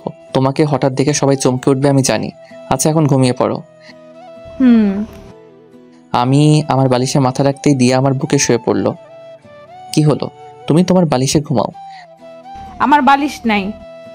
আমার বুকে আবার মাথা রাখলো। আমি দিয়ার কাণ্ড দেখে হাসতে লাগলাম। পাগলি একটা। তোমার পাগলি। দিয়া কিছুক্ষণ চুপ করে থাকার পর আবার বলল, জানো আজ কতদিন পর আমি শান্তিতে ঘুমাতে পারবো। পাগলি ঘুমাও। বলি আমি দিয়াকে 2 হাত দিয়ে শক্ত করে বুকে মিশিয়ে নিলাম। পরের দিন সকালে সবার থেকে বিদায় নিয়ে চলে আসলাম এয়ারপোর্টে। আরিয়ান চৌধুরীর বাড়ি থেকে আসার সময় আরিয়ানের মা আর দিয়া অনেক কান্না করছে। বিমানে বসে আছি। হিয়া আমার কোলে ঘুমিয়ে আর দিয়া আমার কাঁধে মাথা রেখে ঘুমিয়ে আছে। বিমান বাংলাদেশে এসে ল্যান্ড করলো। আমি দিয়াকে ডাকলাম, এই দিয়া, দিয়া ওঠো, আমরা চলে এসেছি দেশে। দিয়া চোখ মুছতে মুছতে আমার দিকে তাকিয়ে অপরাধীর ভঙ্গিতে বলল, সরি, তুমি হয়তো সারা রাস্তা একা একা বোর হয়েছ। আমার যে কখন ঘুম লেগেছিল বুঝতেই পারিনি। এয়ারপোর্ট থেকে বের হতেই দিয়া জোরে একটা নিঃশ্বাস নিল। দিয়া বলল, কতদিন পর আমার দেশে সেই চিরচেনা গন্ধটা পেলাম, মনটাই ফ্রেশ হয়ে গেল। এখন চলো। দিয়া আর হিয়াকে নিয়ে একটা ট্যাক্সিতে উঠলাম। হিয়ার এখনো ঘুম ভাঙে নাই, এখনো আমার কোলেই ঘুমিয়ে আছে। আমাদের বাড়ির পাশে আসতে আমি দিয়ার হাতে একটা বোরকা ধরিয়ে দিয়ে বললাম, এটা পরে নাও। বোরকা কেন? পরো না, এত প্রশ্ন করছো কেন? দিয়া আর কিছু না বলে বোরকা পরে নিল। দিয়ার চোখ দুইটা ছাড়া এখন আর কিচ্ছু দেখা যাচ্ছে না। হিয়াও জেগে উঠেছে। আমি হিয়াকে কোলে নিয়ে আমাদের ঘরের বেল বাজালাম। আম্মু এসে দরজা খুললেন। নিয়ান বাবা, তুই? বোরকা পরা দিয়াকে আর আমার কোলে হিয়াকে দেখে আটকে গেলেন। আবার বললেন, কি রে, ওরা কারা? বলছি আগে ঘরে তো ঢুকতে দাও। আমি ভিতরে ঢুকে দেখলাম আব্বু, চাচা, চাচি, আদিবা, শিহাব সবাই ড্রয়িং রুমে বসে আছে। আমাকে সবাই একসাথে প্রশ্ন করলেন যে ওরা কারা। আমি দিয়াকে দেখিয়ে বললাম, ও আমার বউ। সবাই অবাক হয়েছে, খুশি হলেন। আব্বু বললেন, নিয়ান, তুই শেষ পর্যন্ত বিয়ে করলি, এবার আমি শান্তি পেলাম। আম্মু দিয়াকে বললেন, মুখোশটা খুলো বৌমা, দেখি আমার বৌমা কত সুন্দর। দিয়া আমার দিকে তাকিয়ে চোখের ইশারায় প্রশ্ন করলো খুলবে কিনা। আমি মাথা নাড়িয়ে হ্যাঁ বললাম। দিয়া নেকআপটার পিছনে হাত দিয়ে ফিতাটা খুললো। খুলে আস্তে আস্তে মুখ থেকে নেকআপটা সরালো। নেকআপটা মুখ থেকে সরাইতেই সবাই চোখ বড় বড় করে দিয়ার দিকে তাকিয়ে আছে। দিয়াকে চিনতে ওদের কিছুটা কষ্ট হচ্ছে, কারণ এই 5 বছরে দিয়া অনেক পাল্টে গেছে। সবার চিনতে কষ্ট হলেও চাচা ঠিকই চিনে নিলেন। মুখ দিয়ে একটা শব্দ করলেন, দিয়া মা। চাচা দাঁড়াতে পারলেন না, সোফাতে বসে পড়লেন। চাচার মুখে দিয়া ডাক শুনে এবার সবাই চিনে গেল। চাচি দৌড়ে এসে দিয়াকে জড়িয়ে ধরে হাউমাউ করে দুজনেই কান্না করতে লাগলো। চাচা এখনো সোফাতে বসে আছেন আর চোখ দিয়ে অনর্গল পানি ফেলছেন। এবার দিয়া চাচিকে ছেড়ে ওর আব্বুর দিকে এগিয়ে যেতে লাগলো। চাচার পাশে গিয়ে ধপাস করে বসে পড়ল চাচার পায়ের কাছে। চাচা দিয়ার থেকে মুখ ফিরিয়ে বসে আছেন। দিয়া এবার চাচার পা জড়িয়ে হাউমাউ করে কান্না করতে লাগলো আর বলতে লাগলো, আমাকে মাফ করে দাও বাবা, আমাকে তুমি মাফ করে দাও। চাচার পায়ে মাথা ঠেকিয়ে কান্না করছে। দিয়ার কান্না দেখে আমিও নিজেকে ধরে রাখতে পারলাম না। চোখ দিয়ে কয়েক ফোঁটা পানি গড়িয়ে পড়ল। আশেপাশে সবাই দিয়ার কান্না দেখে কান্না করছে। এবার চাচা নিজেকে ধরে রাখতে পারলেন না। দিয়াকে নিজের পা থেকে তুলে জড়িয়ে ধরে হাউমাউ করে কান্না করতে লাগলেন। কিছুক্ষণ কান্না করার পর দিয়াকে ছেড়ে ওর কপালে একটা চুমু খেলেন। এতক্ষণ দিয়াকে পেয়ে হিয়াকে কেউ খেয়াল করেনি। হিয়া আমার কোলে আছে। আম্মু বললেন, ও কে রে? আম্মু আমাদের মেয়ে। কি বললি? ও আমাদের দিদি ভাই? আম্মু। আম্মু হিয়াকে আমার কোল থেকে নিতে চাইলেন, কিন্তু হিয়া গেল না। আমি হিয়াকে বললাম, যাও মামনি, উনি তোমার দাদি। আমার কথা শুনে এবার হিয়া আম্মুর কোলে গেল। আম্মু হিয়ার চোখে মুখে অনেকগুলো চুমু খেলেন। হিয়াকে নিয়ে সবাই কাড়াকাড়ি করতে লাগলো। একজনের কোল থেকে আরেকজন নিচ্ছে, সবাই অনেক খুশি। আমি ওদের দেখে হাসতে লাগলাম। এবারে কতদিন পর এরকম হাসি খুশি দেখতে লাগলো। আমি দিয়ার পাশে গিয়ে ওরা কানে কানে বললাম, আমার সেদিনের ভুলের জন্য সবাই কত খুশি, কিন্তু আফসোস সেদিনের ঘটনা আমার কিচ্ছু মনে নেই। তখন আমি কিছুই ফিল করতে পারি নাই। সমস্যা নাই, সেদিন ফিল করতে পারি নাই তো কি হয়েছে, আজ আবার সবকিছু নতুন করে ফিল করে নিব। এই সরো, তোমার কি লজ্জা শরম নাই? সবাই আছে তো। আরে আমি কি সবাইকে শুনিয়ে বললাম নাকি? আমি তো তোমার কানে কানেই বললাম। রাতে কাজে এনে নতুন করে আবার আমাদের বিয়ে হলো। আজ আবার বাসরঘর সাজানো হলো। এই নিয়ে 3টা বাসর হবে আমাদের, কিন্তু ওই 2টা ছিল অপূর্ণ বাসরাত। আজ হবে আমাদের আসল বাসরাত। দিয়া আগে থেকে বাসর ঘরে গিয়ে বসে আছে। আমি হিয়াকে খুঁজতে লাগলাম। আম্মুকে জিজ্ঞেস করতেই বললেন আদিবার রুমে আছে। আমি আদিবার রুমে এসে বললাম, ওই আদিবা, হিয়া কই?